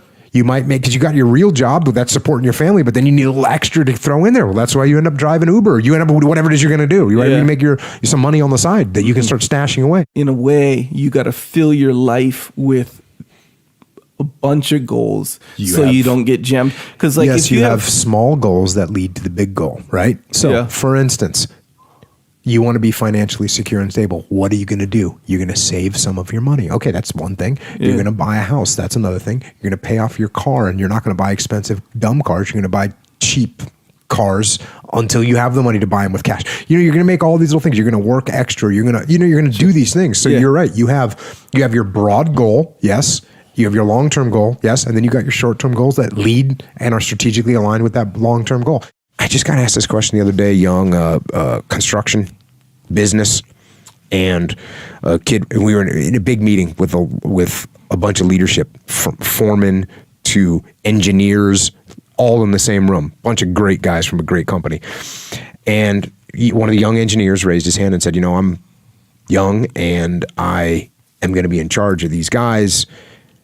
I'm not sure I'm comfortable with these guys that have been doing it for a lot longer. What can I do to, gain their respect? And I said, okay, who in this room knows more than that engineer back there about construction? And all these salty construction foremans raised their hands. Yeah. And I said, who's going to think that this guy's got the best idea? Raise your hands. All the hands go down.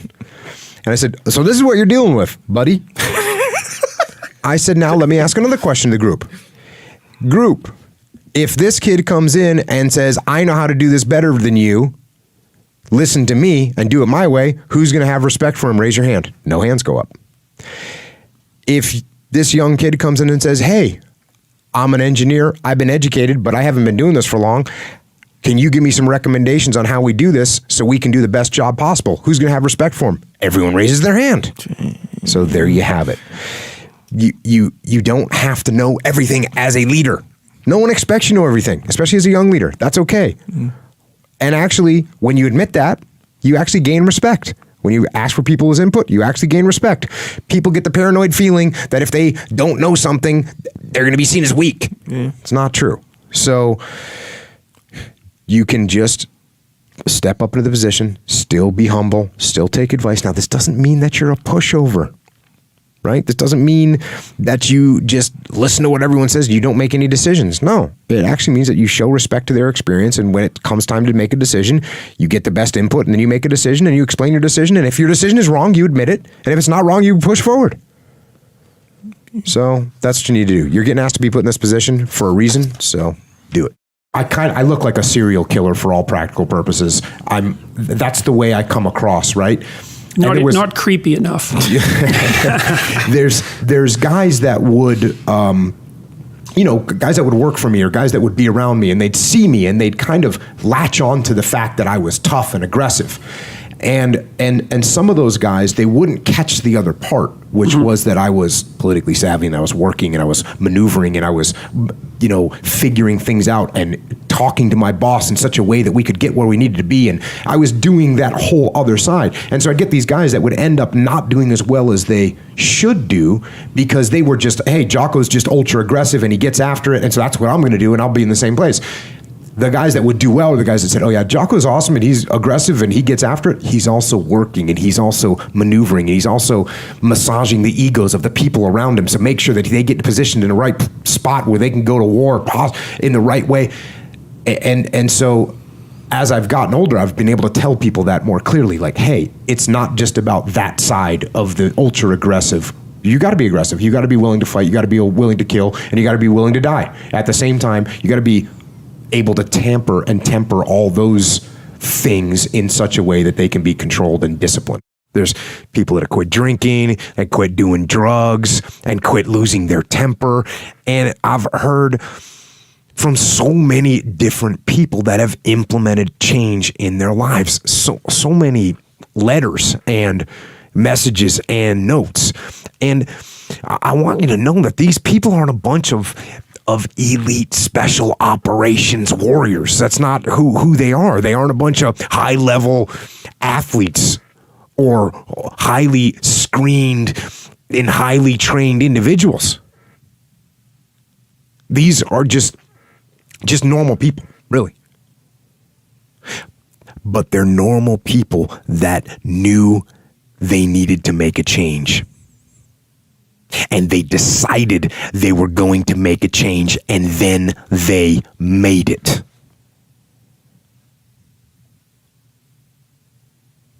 And that is what I do.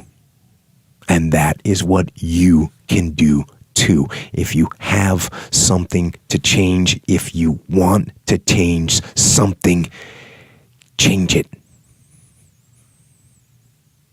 Change it now. So what you have to do is don't be offensive when you take ownership. When you take ownership, you can't be offensive. When you take ownership, some people get offended by that. So when you say, hey, you know what, this is mine, I got this, that bothers some people.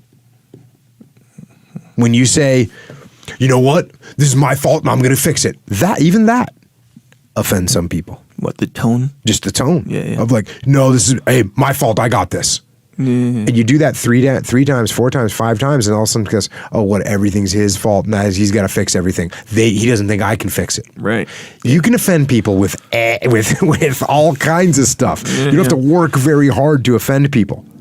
I mean, there's people get offended when you say something nice to them. Even when you're taking ownership, people can actually be offended by that if you go too far. So instead of overtly stepping up and taking ownership in this particular case, then you can tell what's going on here. My brother here, young warehouse manager, he's fired up. He wants to make things happen. He wants to get after it. And so what does he do? He's like, I read Extreme Ownership. I'm going to take ownership of everything. And that's a great attitude to have. Except for you can offend people when you go too far, because you got to read the second book, The Dichotomy of Leadership, so that you can balance that out a little bit. So instead of saying like, hey, this is mine, I'm going to take ownership of this and make it happen. Instead, you look at someone, you say, hey, you know what? Do you want me to take care of this? Hey, you know what? That's probably in my department. You want me to take care of that? So that way, or like, hey, it seems like this should be something I should take care of. You want me to handle that? Instead of me. I'm a 17-year-old. I'm a blue belt in jiu-jitsu, which I received a few days after my 16th birthday. Nice. And I have ambitions of pursuing jiu-jitsu professionally and competing to the highest level possible. Of course, this requires discipline and commitment. I miss parties and social events in order to train jiu-jitsu and weight train because I know that I should have the discipline to do so. However, I feel lonely and isolated because of it. Is this just weakness, or should I make the occasional exception for a social event? If you can't communicate with people effectively, that's a real problem in any environment. right? And if you're isolating yourself from other people and you're not learning how to interact with other human beings in a social environment, that's not good. And it's not only that it's just not good for you, because yes, you as a person, you need to be well-rounded. You need to be strong. You need to be capable from a fighting perspective, but you also need to be smart. You need to be articulate. You need to be quick-witted.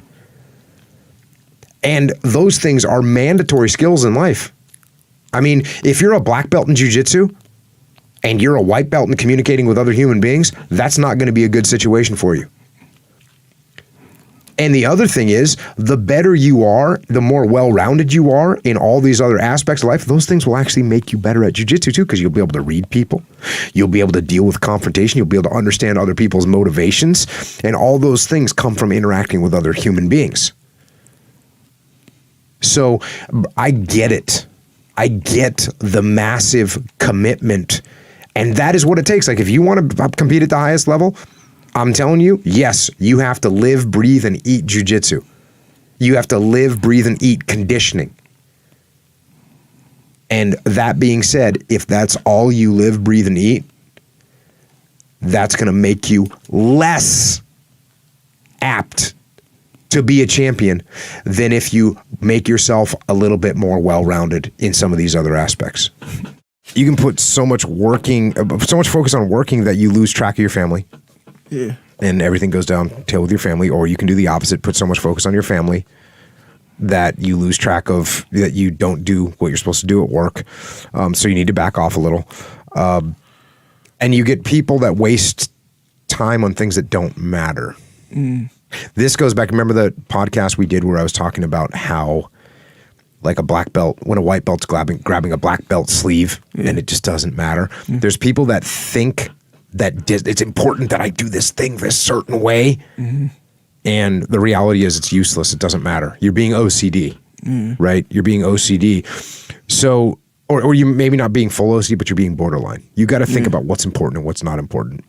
And if you generally, or oftentimes, people that are hyper disciplined about little things, a lot of times they're missing their discipline in other areas of their life. And one of them, we've talked about this before too, which is somebody that, just because someone is hyper disciplined in their physical fitness doesn't mean that they're disciplined in their rest of their life in many other ways, whether it's financial, whether it's their relationships, whatever, like everything. They can be screwing they're super disciplined in weighing their food and doing macro calorie counting and all that stuff, right? And yet they haven't paid their phone bill or whatever, and they've got financial issues, or they've got other health issues.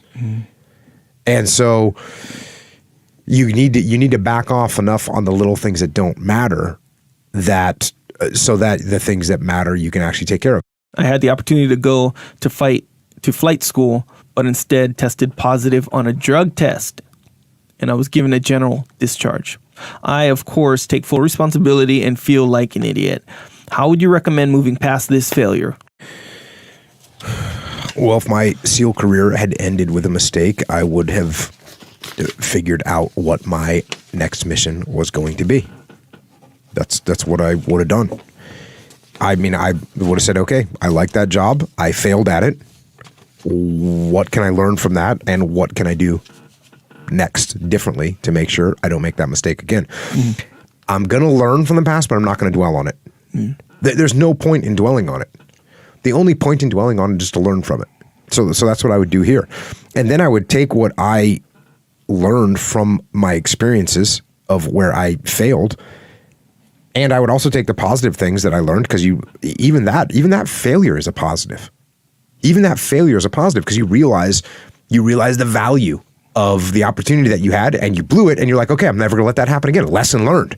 I'm actually stoked I get to learn that lesson, because there's going to be more opportunities that come up in life, and you got to make sure that you don't disregard those opportunities when they come up. And so I would have taken those lessons learned, take that failure and turn it into something positive, and made good things happen when I figured out what my new mission and new career was going to be. When you've crushed your daily to-do list, do you then take the time to relax, or do you attack the next day's list? Is that against prioritize and execute since the mission is done for the day? Just do more. Just keep going. Even if it's on the next day. Just keep going. Do more. If you have extra time, do whatever you can do to stay ahead. And I do that pretty much until I'm brain dead. And I can definitely work myself until I'm brain dead. Like I can get to a point where I'm reading or I'm writing and it's just done. I'm done. And so I just have to stop and take a break, and then I'll go do something mindless for a while. So if you got stuff to do, keep hammering until you can't hammer anymore, and then say, oh, okay, you know what? I need a little breather, and then take a little breather, and then get back to it. A soldier should always question their leaders, not just their leaders' values, but their leaders' plans, their leaders' strategies, their leaders' vision. You should question everything that your leader is telling you. And if you see something is wrong, then you should raise your hand and call it out. And I would say not only is it something that you should do, it's actually your duty. It's actually your duty is to raise your hand as a soldier. And I'll tell you, this doesn't only apply to the military. It applies to any organization. And it might sound like I'm encouraging mutiny or rebellion, but actually the opposite is true. If you have a team that questions the leader doesn't become weaker, the leader becomes stronger. If he's a good leader, if he's on the right path, if he's doing the right thing, he becomes stronger because everyone starts to understand why things are happening. They understand the vision more fully. If the leader doesn't have a good vision and he's getting questioned and he can't answer the questions, yeah, he might have a mutiny on his hands, but it's not because the people are asking questions, it's because he doesn't know what he's doing. What lesson do you wish you'd have learned earlier in life that you now know? It is discipline equals freedom. I mean, that is the thing that when I connected that together in my head, that the fact that applies to absolutely everything, that's the biggest lesson that I wish I would have learned earlier in life. And if I would have figured that out, then I would have been doing a lot better, and I would have done a lot better, and I would have been a lot better of a person. And this is something that I completely missed as a kid. The actions that you take now affect your future. That sounds so obvious, but when you're 14, you just think, no, nothing, my life is only another 20 minutes. So what I'm doing right now doesn't really matter. So when I talk to kids, I try and explain to them that discipline equals freedom, and then I try to explain to them that what you're doing right now really will have an impact to where you are in the future. And I don't know if you listened to that podcast that I did, the Warrior Kid podcast that I did, number 19, about my friend Jeff. And I talked about it on the adult podcast as well, but it's a classic story. I had a best friend when I was little, and we separated friendship. We were still friends, but we drifted apart. He started getting into partying, getting into drugs and all that, and I didn't. And his trajectory in life just went down. And I joined the Navy, which was great, and it put me on a good path, almost involuntarily. But he ended up killing himself. And it was drugs and it was alcohol and it was just bad. But while I was going through buds, he killed himself. And what I tried to explain to the kids on the Warrior Kid podcast is like the little decisions that you make, they matter. They add up. If you want to learn to deal with stress, put yourself in stressful situations that are under some kind of control. Even something like paintball. We do gigs at Echelon Front where we put people through what we call FTXs, where you go out and you're going to fire.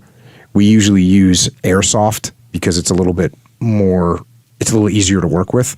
But actually what we started using now is we've got these high-end laser tag guns.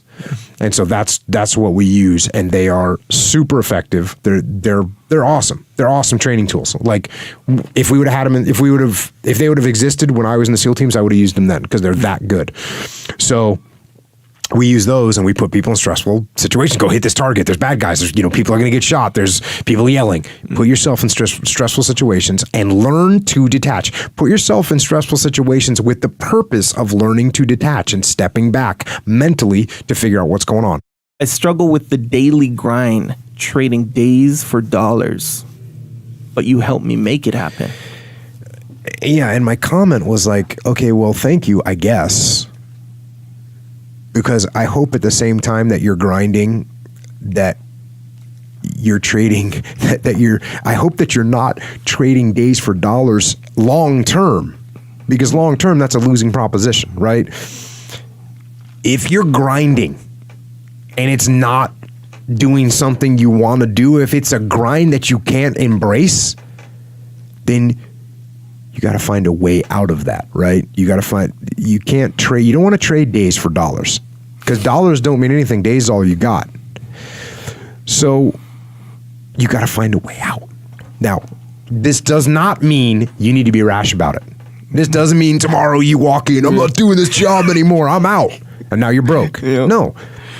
Don't be rash and don't throw the baby out with the bathwater, but do come up with a long-term plan about what you want to do, how you want to do it, where you want to do it. And this might take 1 year or 2 years or 5 years. It might take 5 years to get to where you want to be. That's okay. That's fine. It's actually kind of cool. When you're grinding right now because you know there's something that you're working towards in the long run, that's actually awesome. Mm-hmm. So, but you got to have an exit strategy. You got to have an exit strategy. You got to plan and figure out how much money it's going to take and what are you going to do? You're going to work 2 jobs. I'm going to save all my money right now. I'm going to invest here. I'm going to pay off my mortgage. Whatever it is you're going to do, so that you can get yourself into a position where you actually enjoy doing what you're doing. How important is purpose, reason, or cause in being successful? Clearly, purpose and reason and cause are extremely important. This is the why of your actions. This is knowing why you're doing what you're doing. This is the commander's intent. And so you absolutely these are important. If you don't know why you're doing something, well, then let me ask you a question. Why are you doing something? It's very clear. It's very simple to understand. So, yeah, you got to know. If you don't know why you're doing something, then what are you going to do when you hit an obstacle? You're going to stop. What adaptations are you going to make when things go wrong to overcome them? You're not going to make any because you don't know why you're doing it. Yeah. So if you have no reason for doing something, you're not going to do it. So you got to have a long-term goal. You got to understand the underlying purpose of what you're doing. You know who you have control over? You. You don't have control. You don't have control over your 9-year-old kid. You might think you do, but you don't. You don't have control over your wife to just make her, get in the game. Yeah. Oh, you want to stay on the program. You want to cook 14 chicken breasts on a Sunday night, so you got 2 a day during the week. Honey, make it happen. No, honey, don't make that happen. If you are a good leader and you explain what your goals are and you get her on board with the program, then yeah, guess what she's doing on Sunday night? Helping you cook some chicken breasts for the week. Yeah. But this is just like anything else, man. This is just like any other leadership situation. You want to blame the team when something's going wrong? That's not going to get you a solution. Yeah. You need to take ownership of the problem. You need to get the problem solved. And when I say get the problem solved, this doesn't mean impose your will on the team. That means you need to lead the team. Yeah. And there's a big difference. Don't put 100% of your effort into one area because eventually it will take, you won't have anything else. And by the way, if you put all your eggs in the basket of intellectual power, now you're unhealthy and you die. Right? That doesn't, I don't care how smart you are, you can't do 2 + 2 when you're dead. Yeah. So don't put all your focus 100% into one area. Don't become unbalanced in your disciplines. Spread it around and hold the line. What's the best approach to managing people that outperform you? I think this is a simple question as well. What you do in this situation is you give them all the support you can and let them run. I'm happy if someone's outperformed me. That's great. You know what else I'll do? Try and learn from them and see what they're doing. Try and spread the word. If I'm in a leadership position and someone's outperforming everyone, great. How can we take that? How can we teach it to everyone else? How can I give them support so they can run even faster? This is no factor to me. I love it. You should be surrounding. The more people you can bring on your team that outperform you, the better you're going to do. When I retired from the Navy and got out and started the consulting business, working, and one of my risk-averse friends that was staying in the military for its welfare program, right? It's a paycheck, right? And the guy wasn't, he wasn't all fired up anymore, but he was in, and so he had a mortgage to pay and kids to feed, so he's just staying in. And he kind of looked at me when I was getting out, and I said, well, yeah, man, I got bills to pay too, but I'm going to go and get after it somehow. And he said, what are you going to do if the business doesn't work and you end up, you're going to come back in, and what are you going to do? You won't be able to get back in, blah, blah, blah, blah. And I said, bro, worst case scenario, everything goes to hell. Guess what I'm going to be doing? I have an RV. I will be in my RV with my family. We'll be driving up and down the coast of California, raiding jiu-jitsu schools and training, and I'll be surfing. And it's all good. And it won't cost me barely anything to do that. My retirement cover will be good to go. That attitude for me freed me. Yeah. Like, worst case scenario, I lose everything. Cool. I'll still have my RV. It's paid for. Yeah. We're good. One of my direct subordinates, one of my guys that worked for me, he would call me up or pull me aside with some major problem, some issue that was going on. And he'd say, boss, we got this and that and the other thing. And I'd look at him and I'd say, good. And finally one day he was telling me about some issue that he was having, some problem. And he said, I already know what you're going to say. And I said, well, what am I going to say? He said, you're going to say good. He said, that's what you always say. When something is wrong and going bad, you always just look at me and say good. And I said, well, yeah, when things are going bad, there's going to be some good that's going to come from it.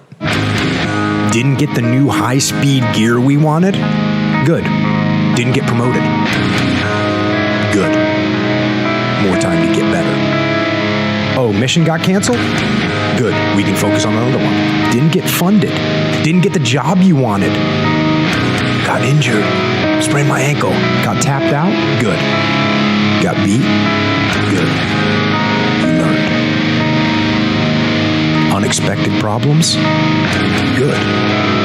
We have the opportunity to figure out a solution. That's it. When things are going bad, don't get all bummed out. Don't get startled. Don't get frustrated. If you can say the word good, guess what? It means you're still alive. It means you're still breathing. And if you're still breathing,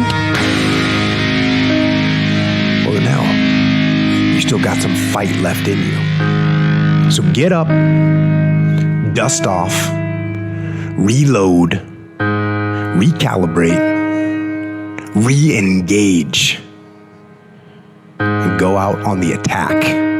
I always say that discipline is the root of all good qualities,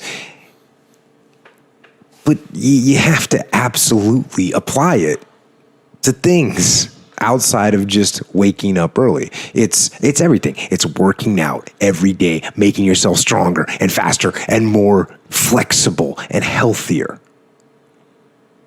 Discipline is eating the right foods to fuel your system.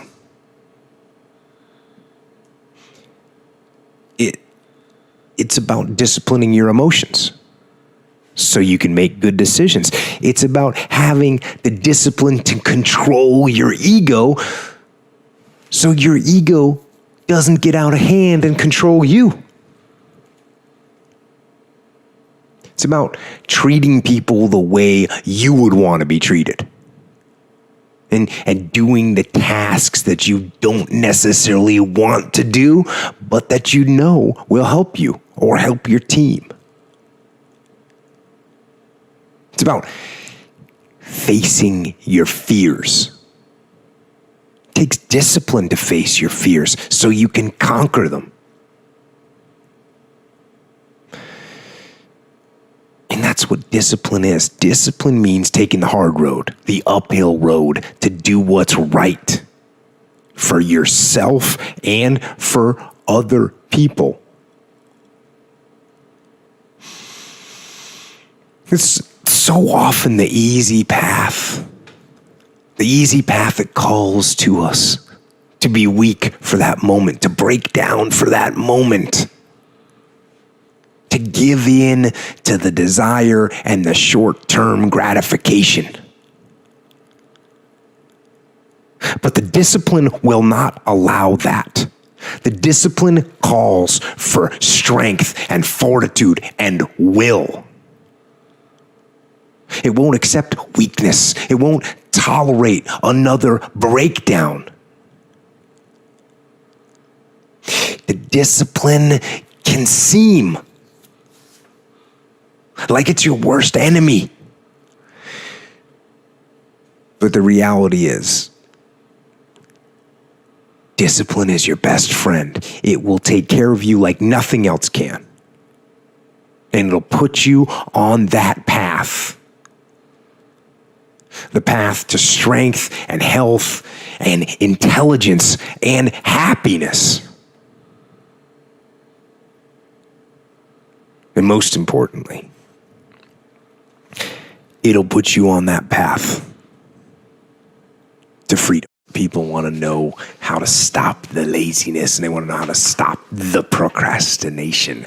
And, they have some idea in their head, some kind of a vision of what they want to do. But they don't know where to start. They don't know where to start it, They don't know where to start. And so they say, hey, where do I start? And when's the best time to start? And I have a very simple answer for that. Here and now. That's it. You want to improve? You want to get better? You want to get on a workout program or a clean diet? You want to start a business? You want to write a book or make a movie or build a house or a computer or put together some mobile application? Where do you start? You start right here. And when do you start? You start right now. You initiate the action aggressively. You go. Because the idea isn't going to execute itself. And the book isn't going to write itself. And the weights out in the gym, they're not going to move themselves. You have to do it, and you have to do it now. And that means you got to stop thinking about it and stop dreaming about it and stop researching every aspect of it and reading all about it and debating the pros and cons of it. Just start doing it. Take that first step and make it happen. Get after it. And get after it here and now. There's been thousands and hundreds of thousands and millions of warriors that have been in very stressful situations and faced evil and faced death much worse than the situation I'm in or you're in that we might consider stressful. And I even did this when I was overseas, when I was on deployment, when I was a combat leader. I was feeling stress. And you know what? We took casualties and it was awful and it was heartbreaking.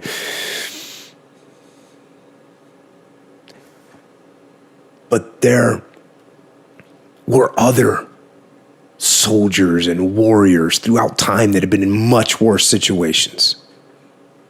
Gettysburg or Vicksburg or the Battle of the Bulge. And all those horrible situations, they prove really that humans can withstand almost unimaginable stress. Which meant to me that I could too. And you can. And the first step for me is doing that, taking that look to gain some perspective. And then in order to gain perspective, you got to do something that we already talked about. You've got to detach. You've got to detach from the problems or the stress that you're experiencing so that you can get that perspective of them. Now, there's a couple different types of stress. Now, if it's something that you can control that's causing you stress, well, why aren't you getting control of it? Now, there's also stress that's caused by things that you cannot control. And if you remember talking earlier about artillery and how horrible that was, and what made it so horrible was that there's no control over it. So if you can't control something, and you can't get control of it, you have to at least embrace what you can. And I'm not saying you're going to embrace artillery shelling, but I'll tell you what, when it comes to things like artillery, or for us in Ramadi, it was IEDs. And we could do everything we could do to mitigate that risk, but eventually there's only so much you can do, and you cannot completely eliminate it.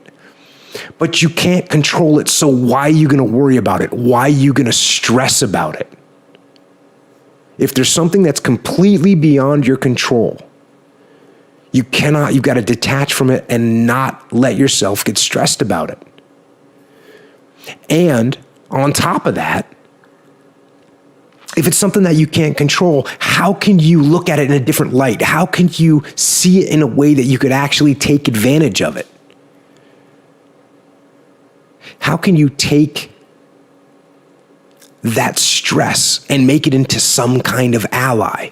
You know, the chaos of combat is something that I couldn't control, but I had to embrace it so I could try and figure out how to take advantage of it. So when it comes to stress, don't fight it. Turn it on itself and use it. Use it. Use it to make yourself sharper and more alert. And use it to make yourself think more and learn more and get better. And use that stress as a catalyst to make yourself better. Your book isn't, I mean, it's thick, but I should have been able to read this in 2 or 3 solid days of reading. Yes.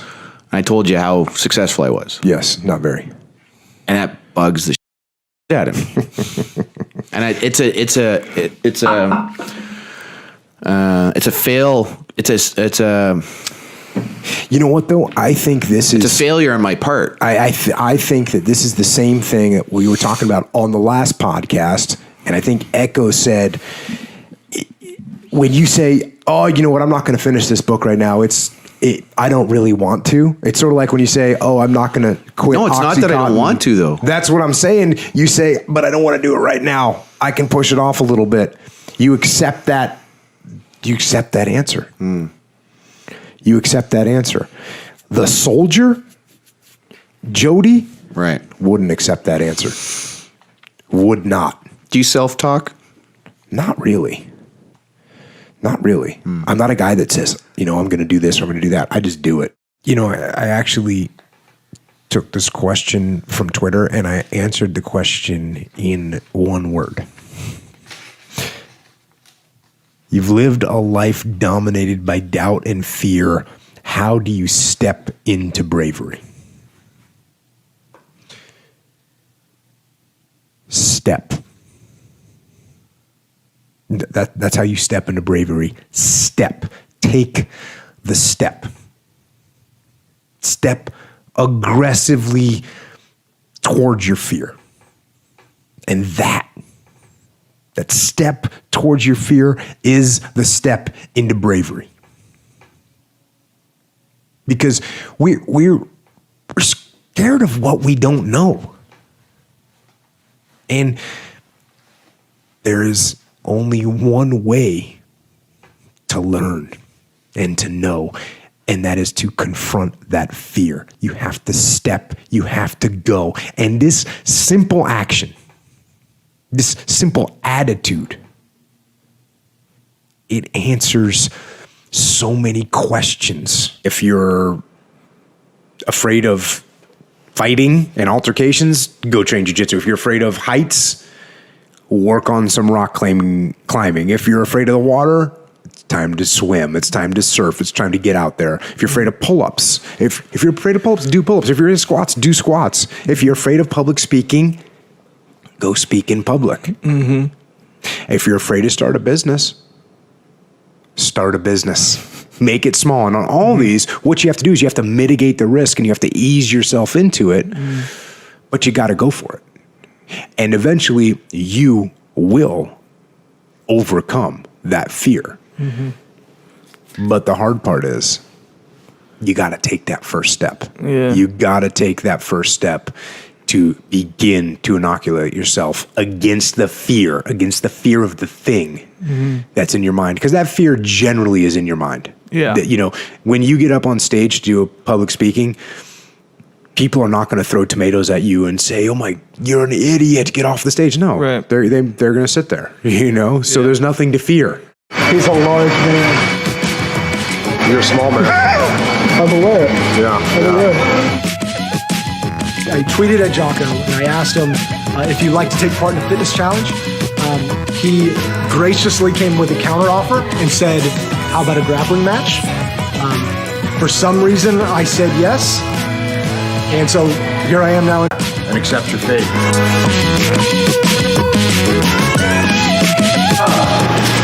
You're on top of him.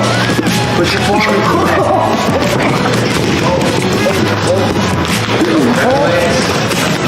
He wants my head. He wants my head.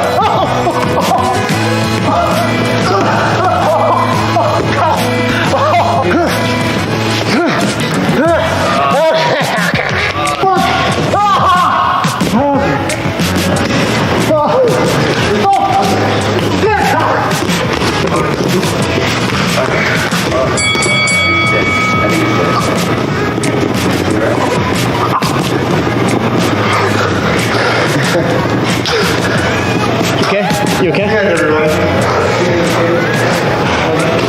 He actually asked to get choked out, so there it is. Jiu-jitsu.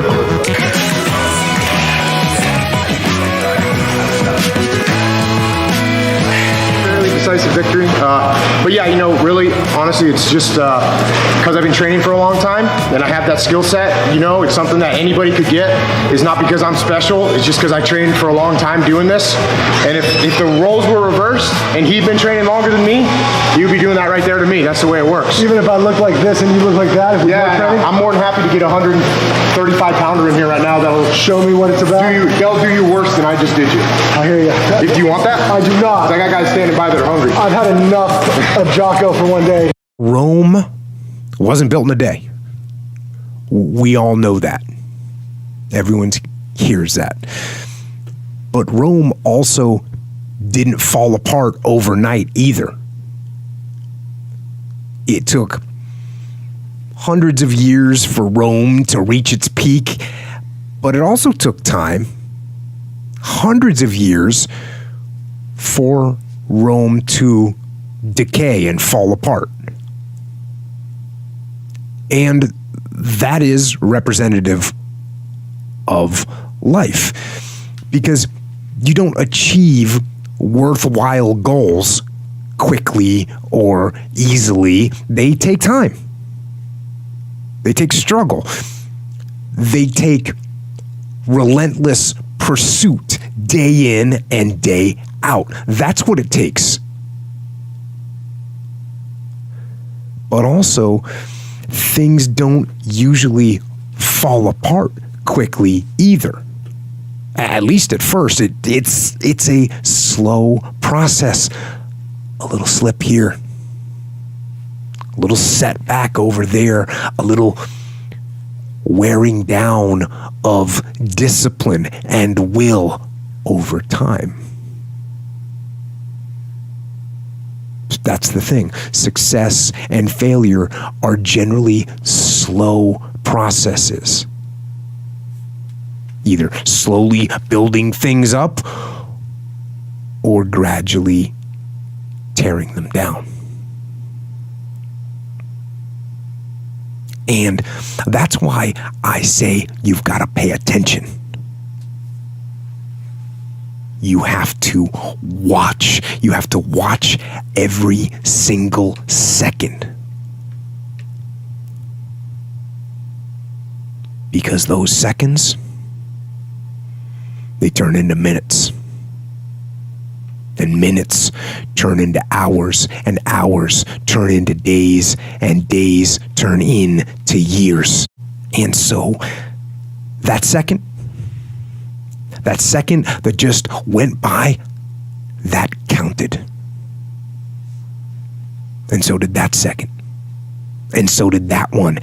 And in those precious seconds, you were either building or you were decaying. You were either gaining ground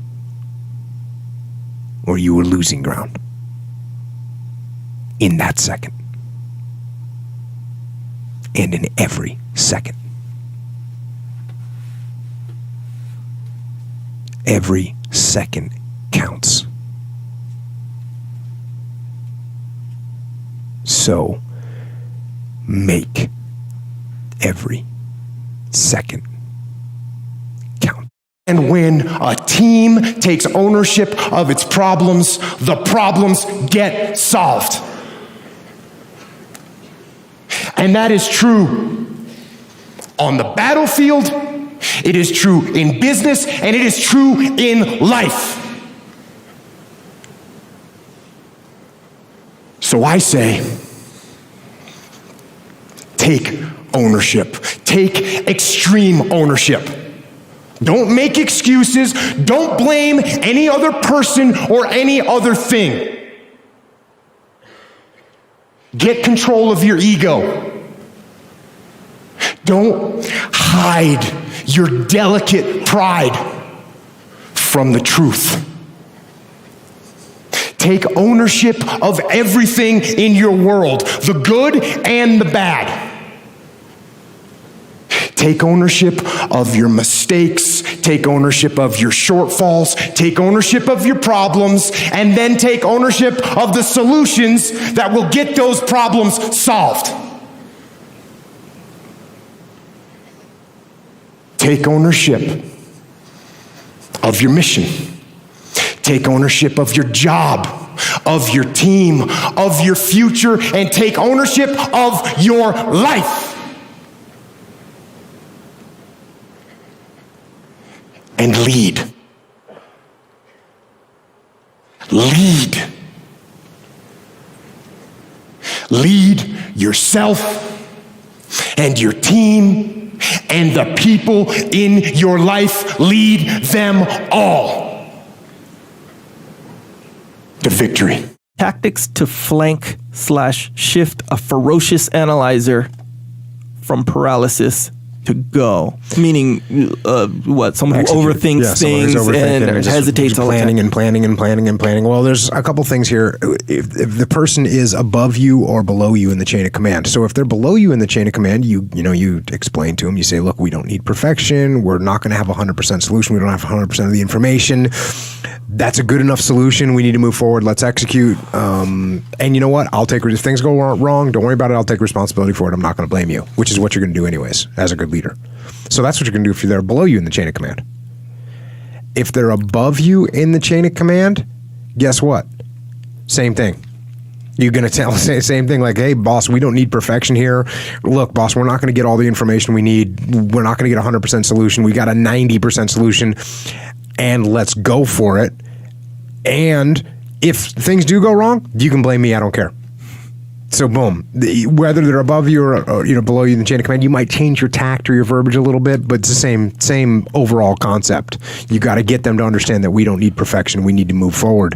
And the other thing is you explain the cost of not moving, the cost of staying still, the cost of being reactive instead of proactive, and basically the cost of not being aggressive, because that's what we're talking about is a lack of aggression. And so what does that look like? Well, you explain to them that the longer we sit, the better position the enemy gets into.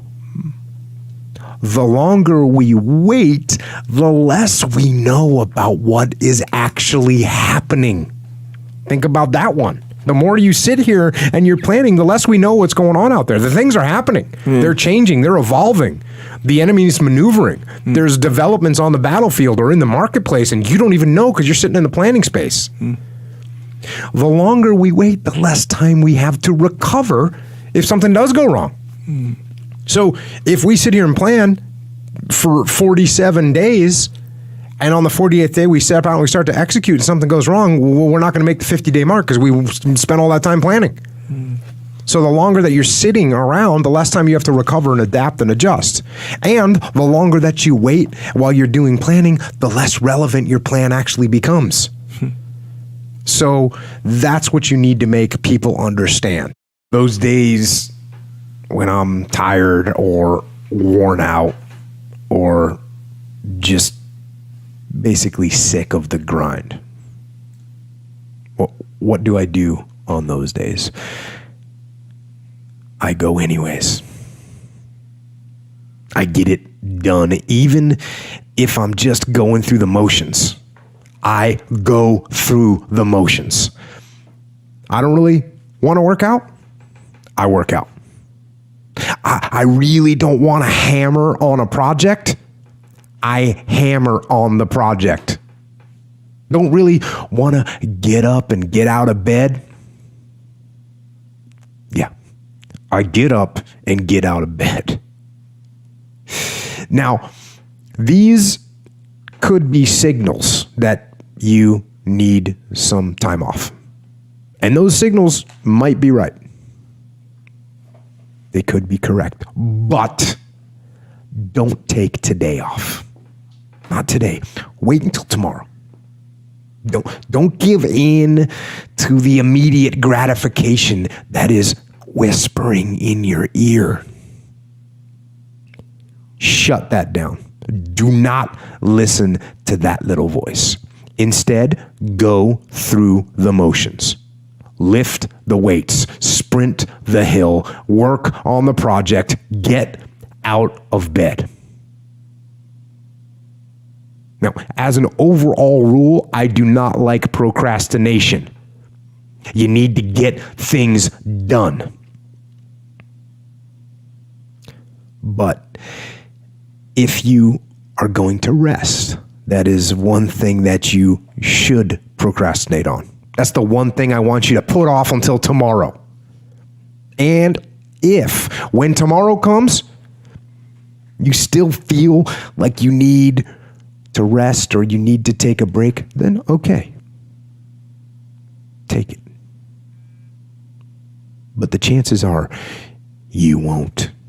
You won't need that rest. Chances are you will realize that the desire to rest was just weakness. It was just the desire to take the path of least resistance, the downhill path, the easy path. And by simply going through the motions, you overcame that path and you stayed on the righteous path, the disciplined path. You stayed on the war path. Character is not a very complex thing. For me, character is you do what's right. You do what's right. You do the right thing. That's what you do.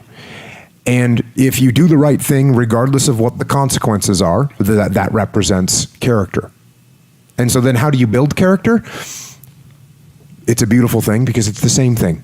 If you want to build character, you do the right thing. You do the right thing for yourself. You do the right thing for your family. You do the right thing for the people that you know. You do the right thing for your community. You do the right thing for your country. That's what you do. And now, on an individual level, those things are hard things often, right? If those are hard things, you have to make the right decisions. You have to live a disciplined life. Those build character, those little things that you do on a daily basis to make yourself better, to improve your health, to improve your situation in life. You're doing those things. They're hard to do.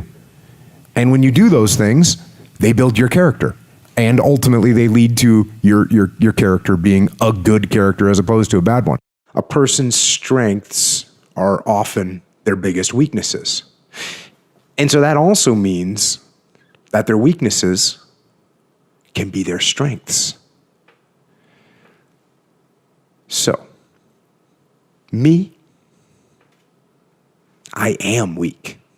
In all those ways that I listed, I am weak. But I don't accept that.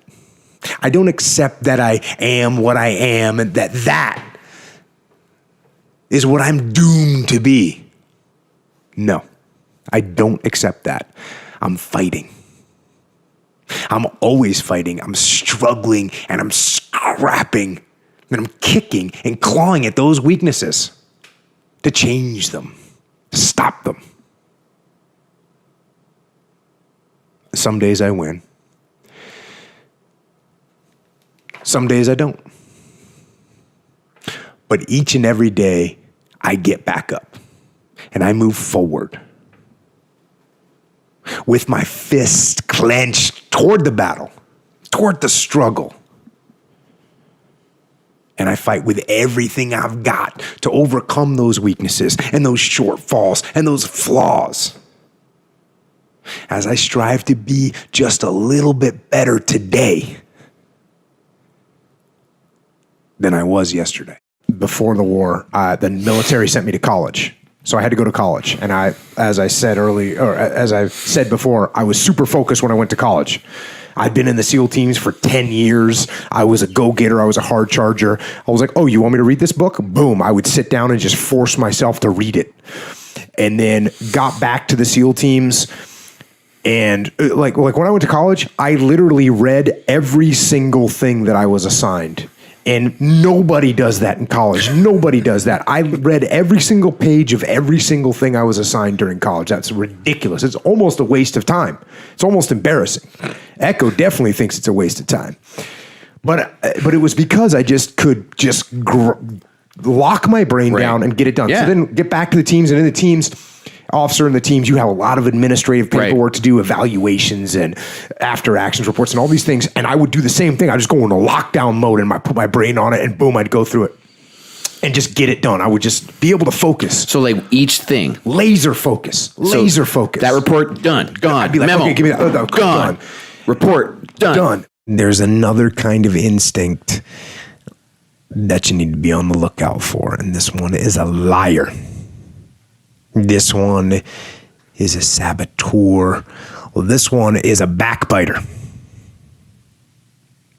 And like the devil himself, he's a shapeshifter. He's going to disguise himself and make you think he's got your best interest in mind. But he doesn't. This is the instinct that says, you've had enough. This is the instinct that says you've given it your best shot. You can stand down. You can back off. You can take a knee. This is the instinct that says you can rest now. Do not listen to that instinct. Do not listen. That instinct is a liar and wants to bring you down. That's the instinct that's a defense mechanism.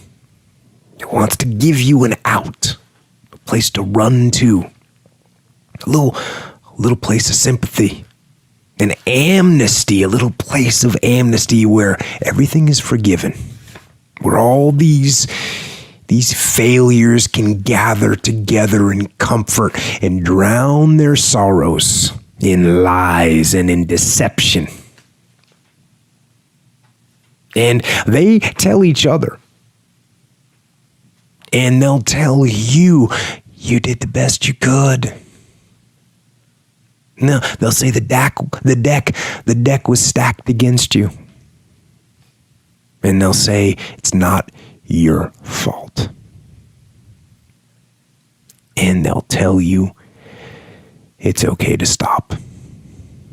It's okay to settle. It's okay to give up. And that is the instinct you need to fight. You need to push back, to smash into the ground. Do not take the easy way out. Do not give up based on instinct. If you are forced to stand down, to retreat, so that you can rebuild and reattack, so be it. But make that decision based on logic, not on the instinct of surrender and defeat. And you need to train that instinct. Your instinct. Train it to say, get up, go, fight on. And if that is what you become, if that becomes your fundamental reaction to adversity, if that becomes your gut instinct, then you will overcome just about anything that stands in your path. I know I've said before that knowledge is the most important thing, but the reality is if you don't have the strength or actually the health to back that up or even to function as a human being physically, then your knowledge and your mental strength doesn't really even matter.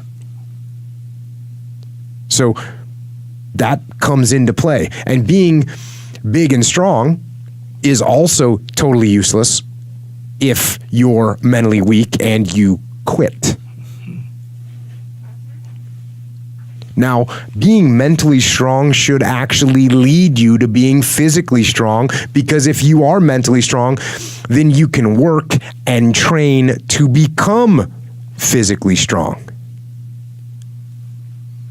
But if you're mentally weak, then you will not hold the line on the good foods and the good workouts, and you won't get physically strong or healthy. So, can you be weak and strong at the same time? Yes, but I say be strong. Train your physical strength and exercise your mental strength by doing the right things, the hard things. The things you know you're supposed to do. Do them. And be as strong as you can mentally, physically, and emotionally for yourself, for your team, for your family. Hold the line and be strong. You know, when you're in the military, you have this discipline, and beyond the discipline that's imposed on you, you also have a lot that you have to just hold the line yourself. I mean, when you're in the military, sure, you go through boot camp where there's a drill instructor that's yelling and all that, but once you're in the military, you're doing what you have to do. It's self-discipline, that you learn that and you become self-disciplined. And what happens is guys get out and that's gone, and that hurts them. And the other thing that hurts them is they don't know what their mission is anymore. Mm-hmm. And my big thing with people that I've been telling vets now is find what your next mission is. Go find whatever your next mission is. And I don't care what it is, but it has to be something. When people are not going anywhere, when they're failing, when they don't have the drive, it's because they're not accepting responsibility for anything. And so my way of saying that is like, you need a new mission. You need to be responsible for something, and you need to go and move towards some new mission. Should someone always be detached? Okay, straightforward question. The answer is no. Someone shouldn't always be detached, because otherwise you aren't enjoying anything in your life. So don't always be detached, no. But at the same time, that being said, you should be aware all the time if you are getting sucked into the emotional vortex. Right? You've got to be aware of that. Once you have that awareness, you don't need to be detached all the time at all. Yeah. I'm not always detached at all, but I've got clear warning signs. When things start going sideways, and I start going down some vortex, I know immediately and I just detach. Yeah. So it's really easy. But it does take practice. And eventually you realize that, you know, when you're feeling overwhelmed or when you're feeling emotional and you're feeling angry or you're feeling frustrated, when you start feeling those things and you sense them really quickly and you recognize them, you just detach, boom, you're done. Yeah. So that's what you got to do. Start recognizing those red flags so that you can enjoy the good things. And when something starts getting crazy, you can detach. Yeah, so it's like an overall skill of being able to control when to detach and when you don't have to. Being able to identify when you need to detach, then being able to detach, then you're good. As a leader, at what point am I allowed to go to others and say, I need you because I recognize I'm not capable of pushing forward on my own? Or should that be an instance where I need to take a step back and apply more discipline to my life and find a way to push forward by myself? Okay, you are allowed to say that to your team member immediately that you need them. Absolutely. Of course you need your team, because if you didn't need your team, why would they be there? Yeah. If you can do everything yourself, then you don't have a team. Yeah. Right? You just do everything yourself. So while you, of course, should be working hard and you should be applying discipline, as a leader, it's your job to actually lead things and to let other people support and make things happen. And there's nothing wrong with that. And also, you don't want to be stuck in the weeds doing minute things. So if you're not capable, I think what might be holding this individual back, there's two things. Number one is, I feel like I should take extreme ownership of everything. Yeah.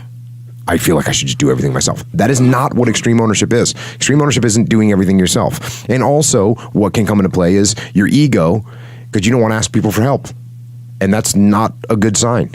There's nothing wrong with asking people for help if you need it. In fact, that's the humble thing to do. Hey, Echo, I don't know how to quite finish out this this project I'm working out. Can you give me a hand with this? I don't know how to work a video recorder. Can you show me how to do that, right? Sure. Yeah. Whatever. So there's no problem with that. You're allowed to ask. You can say that immediately. In fact, your team should feel that you are counting on them and relying on them. They should know that.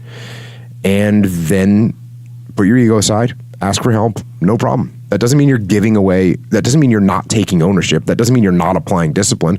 It means you're working as a team together to accomplish a mission. Again, if a mission is so easy that you can accomplish it yourself, you don't need a team. Why do you have them? If you can do it all yourself just by applying discipline, cool. You don't need anyone else. But your mission should be larger than one human being can accomplish. So that's why you have other people on board to help you out. Trying to think of how to stop the loop of my sacrifices have been rejected, and the way that you stop that loop is, instead of saying my sacrifices were rejected, so my hard work, my effort, my everything that I'm doing to try and move forward, it's not working. And if you want to go towards hell, you keep saying, well, it's not working, but it's because of everyone else. They're rejecting me. They're not accepting what I've done. Whereas if you say to yourself, oh, it didn't work. Okay, it's my fault. What can I do better? And that's how you start moving in the other direction. We work together as a team, and it enables us not only to survive a situation like that, but actually dominate. The first law of combat that we talk about is called cover and move, which means if Leif and I are going to assault a target, over there, I'll get in a good firing position, I'll engage the enemy and keep their heads down where they can't shoot back. And while I'm doing that, Leif will get up and maneuver to a better position. Cover and move essentially is teamwork, working together in full support of the other parts of the team. Some of the things that can make teamwork fall apart, number one, those individual elements can get fixated, target fixation inside their own world. If I'm here trying to engage the enemy and all of a sudden I get so focused on that I forget about Leif and I forget about what he's doing, all of a sudden I'm no help to him anymore. Sometimes it can come with ego, where I want to outperform Leif, even though we're on the same team. I want to outperform him with my element. Maybe I do some things that actually sabotage him. I know that sounds crazy, but it happens. It definitely happens. It happens in the SEAL team sometimes, and it definitely happens in the corporate world, and we've seen that. You've lived a life dominated by doubt and fear. How do you step into bravery? Step. That's how you step into bravery. Step. Take the step. Step aggressively towards your fear. And that step towards your fear is the step into bravery. Because we're scared of what we don't know. And there is only one way to learn and to know, and that is to confront that fear. You have to step, you have to go. And this simple action, this simple attitude, it answers so many questions. So many questions. How do you get to the gym every day? You step. You go. How do you change your diet? You step. You go. How do you overcome fear of failure or fear of success or fear of fear itself? You step. And how do you face the fear of the unknown? You step. Don't wait anymore. Don't think anymore. Don't plan anymore. Don't contemplate anymore. Don't make any more excuses or justifications. Don't rationalize anything else. No, no, and no. Instead, be aggressive. Take action now. And what is the first action that you need to take? What's the first step you need to take? The first step you need to take is just that. Step. You've lived a life dominated by doubt and fear. How do you step into bravery? Step. That's how you step into bravery. Step. Take the step. Step aggressively towards your fear. And that step towards your fear is the step into bravery. Because we're scared of what we don't know. And there is only one way to learn and to know, and that is to confront that fear. You have to step, you have to go. And this simple action, this simple attitude, it answers so many questions. So many questions. How do you get to the gym every day? You step. You go. How do you change your diet? You step. You go. How do you overcome fear of failure or fear of success or fear of fear itself? You step. And how do you face the fear of the unknown? You step. Don't wait anymore. Don't think anymore. Don't plan anymore. Don't contemplate anymore. Don't make any more excuses or justifications. Don't rationalize anything else. No, no, and no. Instead, be aggressive. Take action now. And what is the first action that you need to take? What's the first step you need to take? The first step you need to take is just that. Step.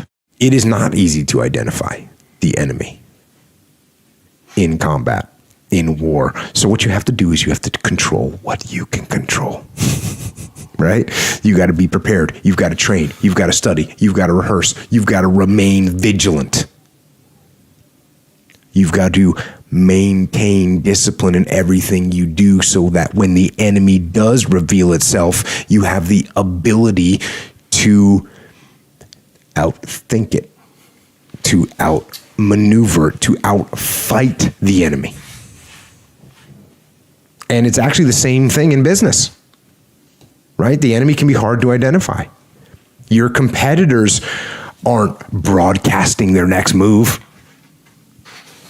You don't know what the market's going to do. You can't be certain about the next trend or the next downturn or the next bubble that's going to burst. You can't know those things. So you have to do the same thing. You have to control what you can control, which is you. You got to gather intelligence. You got to analyze the metrics that you can track. You got to train yourself and your team to be prepared for both the known and also be prepared for the unknown. Figure out what the likely contingencies are and have some plans to execute if those contingencies occur. Maintain discipline as an organization so that you have the flexibility and the responsiveness to maneuver effectively and efficiently when the unpredictable actually happens. So instead of suffering and falling apart in the chaos, you can take advantage of it and win. And that's business, and life is the same. The enemy is not always clear in life. It can be hard to tell who's going to try and bring you down or what is going to bring you down. There's distractions. There are things out there that will do you harm that are so camouflaged you can't see them at all. There are deceitful people. There are accidents that can occur and diseases that take root, and there's bad luck, and there's Murphy's Law, and there's times when it seems that the whole world is against you. The whole world is the enemy. And the same rules apply. Control what you can control. You train hard, learn, maintain the unmitigated daily discipline in all things. How do self-awareness, self-assessment, and self-improvement begin? And how do they continue over time? Try to imagine the way other people see you and what other people are thinking of you. And one place where this happens, and it definitely happened to me, is when I started getting put in charge of things, I started thinking about other people's perspectives. What are they seeing? If you're in charge, then what do your subordinates see you do? What do your subordinates hear you say? What kind of representation are they receiving? And if you work for someone else, it's the same questions. What does the boss see me do? What does the boss hear me say? What kind of representation am I making of myself to my boss? And then you start thinking about, what do your friends and family think? What do they see? What do they hear? And so the question becomes, how well do you represent yourself? What shortfalls do you have? Now, when you first start looking, it's like you're looking at an overgrown lawn. There are some big, obvious problems, so you do a broad, just kind of general cut of the grass. You fix some of the big, easy problems that are obvious. And once you've done that, once you've gotten rid of some of those big, obvious problems, you notice some more detailed problems. So then you handle them. And once you've got those handled, you see even smaller and more detailed issues, so you start trying to fix them. And that's what you do with yourself. You continually detach, and then you look, and then you refine, and then you detach, and then you look, and then you refine, and then you detach, and then you look, and then you refine. That's what you do. That's how you get better. And that process doesn't stop. It can't stop, because if you stop refining, then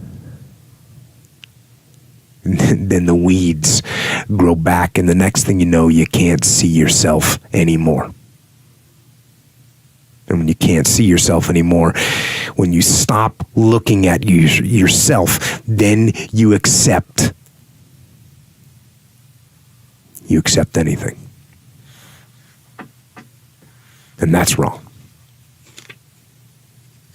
Don't accept the faults. Don't give yourself the benefit of the doubt. You've got to be your own harshest critic. And hold the line. Most important here is, it isn't me. It's you.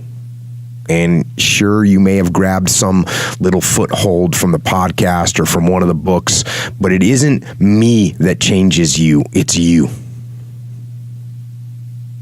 You set the small goals. You achieve those goals. Then set some more and achieve those, and set some more goals, maybe a little bit bigger, but not that much bigger. Just start.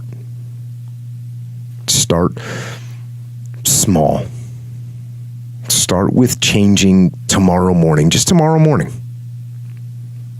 Get that squared away. And then move on to the next day and the next, and move your life to a better place. One little step. One little victory at a time. I'm a veteran of the infantry, and when I took over a fire team, for the first time, I made the mistake of drawing hard lines in the sand. This immediately alienated members of that team. Draw a lot of hard lines in the sand, and eventually you realize that they're either unrealistic or people can't maintain them. You've set yourself up for failure. What is that exactly, like drawing lines? So it's like, no matter what, we will not. Gotcha. Blah, blah, blah, blah. Yeah, there's the line. No matter what, Got it. we will win every single road march that we do as a fire team in this while we're here on this training thing. Mm-hmm. Okay. Well, guess what? That's hard. Yep. There's some other fire teams that are also want to win. Mm-hmm. And so you've drawn a hard line to sand. That's not really a good example. A good example is like, no matter what, we're going to muster every morning at 4:30 in the morning. Mm-hmm. No matter what. And then the guys are out on patrol until 2:38 in the morning, and now the next morning you're good no matter what. I said, no matter what. Well, it's not good for them. It's unrealistic. So you drew a hard line in the sand, and now you got to back it down. So, and all you have to do is soften the statement a little bit. Hey guys, to the best of our ability, if we can, we're going to get here every morning at 4:30 for muster. There's a little room to play there, right? Mm-hmm. And that's fine. So, again, there's not a question here, but one of the reasons I think that I wanted to talk about it was because I think people look at me, and even hear me on a peripheral level, mm-hmm. and they think, "Oh, I bet Jocko just laid down the hard lines." Sure. And it's my way or the highway, right? Yeah. And the opposite is actually true. And the reason that I came to that conclusion was because I worked for leaders like that, and I hated working for leaders like that. Mm. So I tried to never be a leader like that. I can't. This is an expression that is vilified in our minds beginning at a young age. Every time a young child announces this decision, they are corrected. The first adult that hears it asks them whether or not they have even tried. Generally, this confrontation will result in the child giving their task another attempt until their attention span moves on to something else. The adult will see this and chuckle to themselves with knowledge that this is just a child who has yet to learn the art and virtue of perseverance. By the time this child comes of age, however, they will have been told by adults more times than they could count that there is no such thing as can't. It is interesting, then, to think about how many adults seem to proclaim this expression in their lives.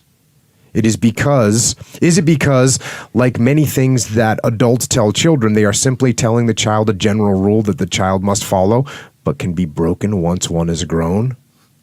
Or is it because these adults are simply repeating what they were told as children without thoroughly examining what the phrase "I can't" truly suggests? If you confronted an adult that claims they can't do something with the same question about whether or not they have tried, the answer will almost always be yes.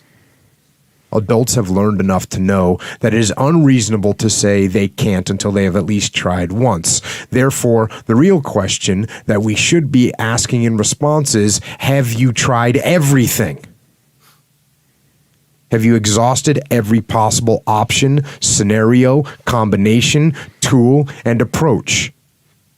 I do not simply refer to the ones that you knew of at the time you decided to undertake your task. I mean, have you also researched possibilities that you hadn't known about? Have you determined whether or not there is another person out there that has performed the exact same task you are attempting, or at least something similar? Have you exhausted this research? Have you read every book, blog, journal, magazine, bathroom stall, and website? If the answer to any of these questions is no, then go back and try again. Because you don't truly know if you can do something until you've tried absolutely everything. The fact of the matter is that rarely, if ever, is the answer to all these questions yes. Therefore, what is it that people actually mean when they say, "I can't"? A more accurate but more verbose way of saying it would be, "I don't care about or want enough this task or the resultant benefits of it in order to do all that is necessary to achieve it." I was told countless numbers of times by people during my month of marathons that they couldn't run one marathon, let alone 31 straight. Every now and then, when I had time, I would discuss what they'd said. We would jointly conclude that if something they cared about and depended on them doing so, it would be possible. The most common example I used was, if someone had a gun to your child's head, do you think you could do it then? Therefore, the phrase "I can't" denotes a lack of investment as opposed to a lack of potential or ability. I do not mean to say that every person I had this conversation with should have had the motivation to run marathons. It was something that I had decided to do, not them. I merely wanted to express to them what I am expressing here. Given the right purpose and enough time, you can. Everyone that's out there grinding, working, driving trucks, pouring concrete, hammering on a project, building bridges or building software, sewing some garments or sowing a field. Farmers, factory workers, engineers, electricians, plumbers, and pilots, and ground crew, and cooks, and waitresses, everyone out there working hard and listening to this and just trying to get yourself a little bit better today than you were yesterday. Thanks for listening. And as you meet struggles, and as you struggle to stay on the path, first of all, remember, you don't have to fight alone. Reach out to your comrades in arms. Call for fire support when you need it. We win wars because we stick together, and when we stick together, we can overcome any enemy. And the struggles that you face when they do try to flank you, do what Jody did. Do what a soldier does.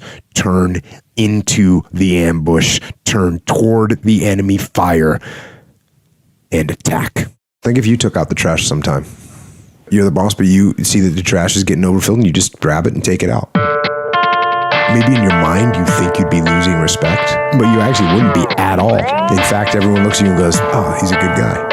And you're working hard, and you still got to maintain the discipline. The more that you treat them with respect, the more they're going to respect you. They're going to know that you're not too high and mighty. They're going to know that you're down to earth. When I was a platoon commander, task unit commander, I picked up brass. I cleaned the ranges with the boys. I would recommend that kind of attitude. It didn't make people think, oh, Jocko doesn't have anything better to do. They actually knew I had stuff to do. But what do I got to do? Pick up brass with the boys. Build the relationships. Set the example. They're going to respect you for it. Is it ever okay to violate core values to achieve a goal? Okay. So first of all, really obvious, your values and your goals should be aligned. They should not be adversarial. They shouldn't be counter to each other.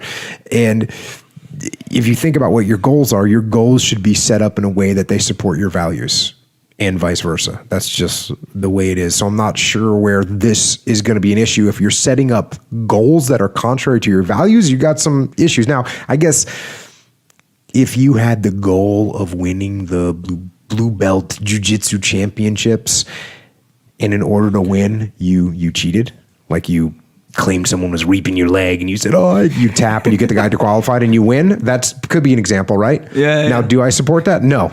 That's wrong. You go win against the values of martial arts to do that. So you didn't win anything and you didn't achieve your goal because you weren't actually the best.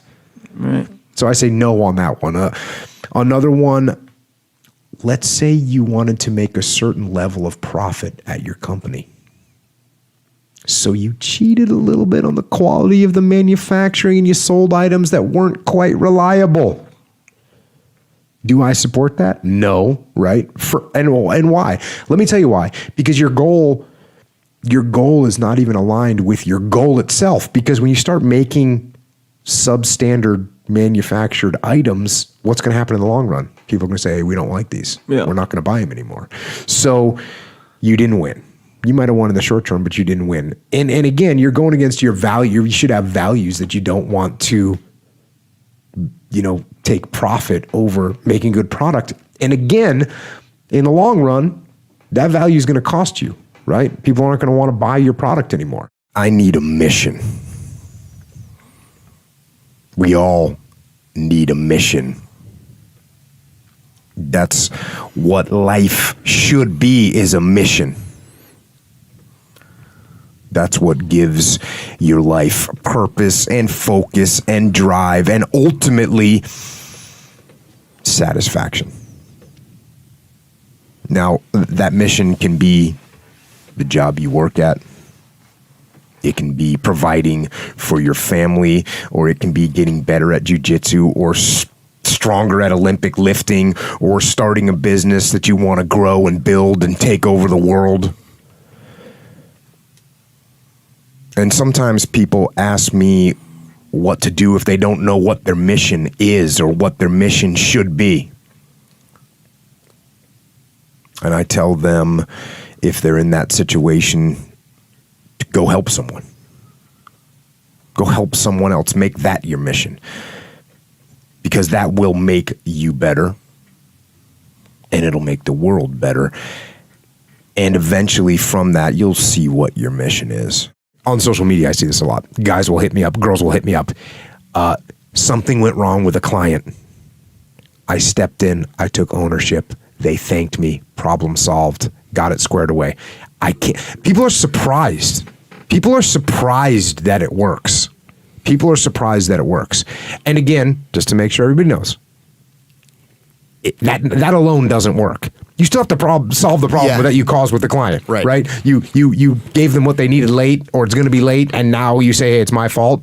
That doesn't mean that you don't need to get it to them ASAP and make up some corrective measures and lower the price or do something so that it makes up for the problem. But the worst thing you can say is, well, you didn't specify exactly what you wanted in the order, and therefore we couldn't get you what you wanted on time. Yeah. Okay, we're never coming back for business again, and we're angry this whole time, and I'm going to short you money when we pay you anyways, if I pay you at all. The next time you get into a situation and you write down, or you take the excuses and the reasons that you come up with, look at them, and then figure out how those things were actually your fault, and or how you could have prevented them. Because a lot of times it's like, here's one. Hey boss, we didn't get the mission accomplished because the weather rolled in and we couldn't launch on the mission. That's the problem. Now, we all know that we don't control the weather. So you write the problem down. We failed the mission because we didn't control the weather. We can't control the weather. That's why we failed the mission. That's my excuse. That's a logical reason. That's a legitimate excuse. But don't use it. What you do is you say, what could I have done to have controlled the weather? Okay, wait. I can't control the weather. What could I have done? I could have come up with a contingency plan. We could have staged in a better place. So then you go to the boss and you say, look, boss, here's what happened. The weather went south really bad. That was a problem, but it's a problem that I should have done a better job taking care of. What I should have done was I should have had a contingency plan. I should have staged closer to the target area, that I could have taken vehicles instead of helicopters. That's my fault. From now on, I will absolutely have a secondary plan. This won't happen again. We can't control the weather, but we can control how we plan and how we execute, and this won't happen again. There you go. So you take the most outrageous thing that you know you can't control, you figure out a way to control it, and you take ownership of that thing, and it's gonna make your life so much better. And by the way, the next time you have a mission and you plan that contingency and you actually execute and implement what you said you're going to do, guess what? You will accomplish the mission. Yeah. There's a whole part of ownership that preempts the problem. If you've got someone that knows, if I know that I can make an excuse, then guess what? I'm not going to set things up properly. Yeah. If I don't set things up properly, more often than the other way, I will fail to execute what I'm supposed to execute. If you have an excuse ready, same thing with you as an individual human being. If you got some excuses that you can throw out there, that you can say, I had no control over that, then you know what? You say, okay, what are my contingency plans? What could I have planned differently? Let's eliminate those excuses. Take ownership of your freaking life. The reason I wake up at 4:30 in the morning is no one else is awake yet. So that gives me the opportunity to do things that I need to get done kind of selfishly for myself. And the big one in that category is working out. And it doesn't feel good at 4:30 when you get up, but by the time 7 o'clock rolls around and you've already worked out and you've already gotten some work done and you've got some time to say goodbye to your kids before they go to school, it's infinitely better than sleeping in until 6:45 and you get out of bed and now you missed your kids going to school or whatever. You're not prepared for the day. It's awful. Something I'm sure you hear a lot is 4:30, like this either just can't fit into my schedule, or if I'm going to be realistic, I'm probably not going to wake up at 4:30. What do you tell people who say that? Yeah, and there's people that work night shifts, and there's people that it's unhealthy for them. They can't fall. It's like, no, be healthy, get enough sleep. But first of all, wake up at the same time every day. And if you pick that time and you start waking up at the same time every day, that's very good for you. It doesn't have to be 4:30. It could be 6:30. It could be 7. I don't know what your personal schedule is, but find out a time, pick it, set it, stick to it, and maintain that schedule, and that's going to end up better for you. I recommend it's earlier. I recommend that you go to bed earlier, because what are you doing at night most of the time? Most of the time at night, you're not working on anything super productive. You're just winding down and watching stupid YouTube videos or surfing the internet, reading clickbait stories, right? Don't do that. Instead, go to sleep and then wake up early. Don't just listen. Don't just listen. Do. I'm not just talking. So you know, I'm not just talking. I'm doing. And I don't want you to just listen. Put this information to work. Make today count. Every day. Go forward, get aggressive and attack, whether it's on the battlefield or on the beat or in the factory or on the farm or on the construction site or on the website, in the garage or in the firehouse. Don't hesitate. Step forward and get after it, no matter what you face, no matter how bad it is going to be. when there is a challenge. And by a challenge, I mean anything in life, any challenge, anything that you're facing. The only way to overcome the challenges that you face is to start walking. Take that step every day, no matter what you are facing. Get up and start walking. Jocko, when did you know you wanted to be a Navy SEAL? Well, specifically, the SEAL team part of it wasn't until I figured that out. But when I was a little tiny kid, 5, 6, the only thing I can remember was wanting to be some kind of commando. You knew that from that point? From birth, basically. Now, was it because pops or an uncle or grandpa was in the military? No, my grandfather was in the Army, and he was retired from the Army, but that wasn't really it. I just instinctively was putting camouflage on my face and carrying around sticks and carving them to look like machine guns when I was a little kid. For no reason. So that's just kind of, now, are you from a big family? Do you have siblings? Two sisters. Two sisters. One older, one younger. Did they also go in the military or not at all? So just you? Just me. So from 5 years old, you knew. So when you went in high school, everybody's asking you, what are you going to do after high school? You knew you're going in the military. Yep. Now I've got a special bonus clip that I think you're going to enjoy. But before that, it's time for the question of the day. I want to know, what was your single biggest takeaway from this video, and what is your plan of action that you're going to execute this week to make some immediate momentum happen? When you just get motivated and watch a video, you have a 35% chance of following through. That's what the science says. But when you write down what time, what day, what place you're actually going to execute, when you create the plan, you have a 91% chance of following through. And I want that for you. And when you commit to people publicly, you increase your chances even more of actually doing it. So I want to know what your single biggest takeaway from this video was, and your specific plan of action to actually get the result you're after. Let me know. Put it down in the comments below, because I want to celebrate you.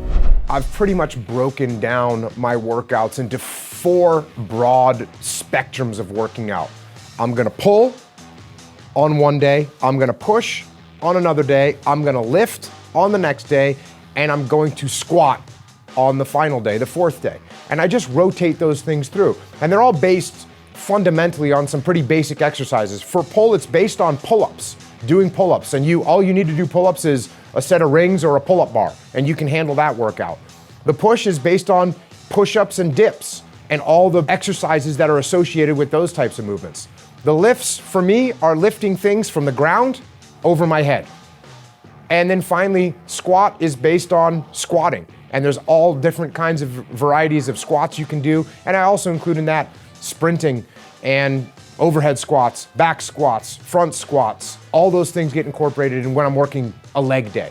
On top of those 4, on a regular basis, I want to train my metabolic conditioning. So I want to do sprinting and running and get my heart rate up for very intense, short periods of time. And then on top of that, I do gut exercises, which is what we call in the SEAL teams when you're working your core, is the trendy term to call it, or sometimes you hear it referred to as abs, but I don't like those terms. We call it gut. Get some. If you want to change your life in the next 30 days for free, check out my training right here below. Or if you want some awesome David Goggins motivation, check out the video right there next to me. I think you'll enjoy them. Continue to believe, and I'll see you there.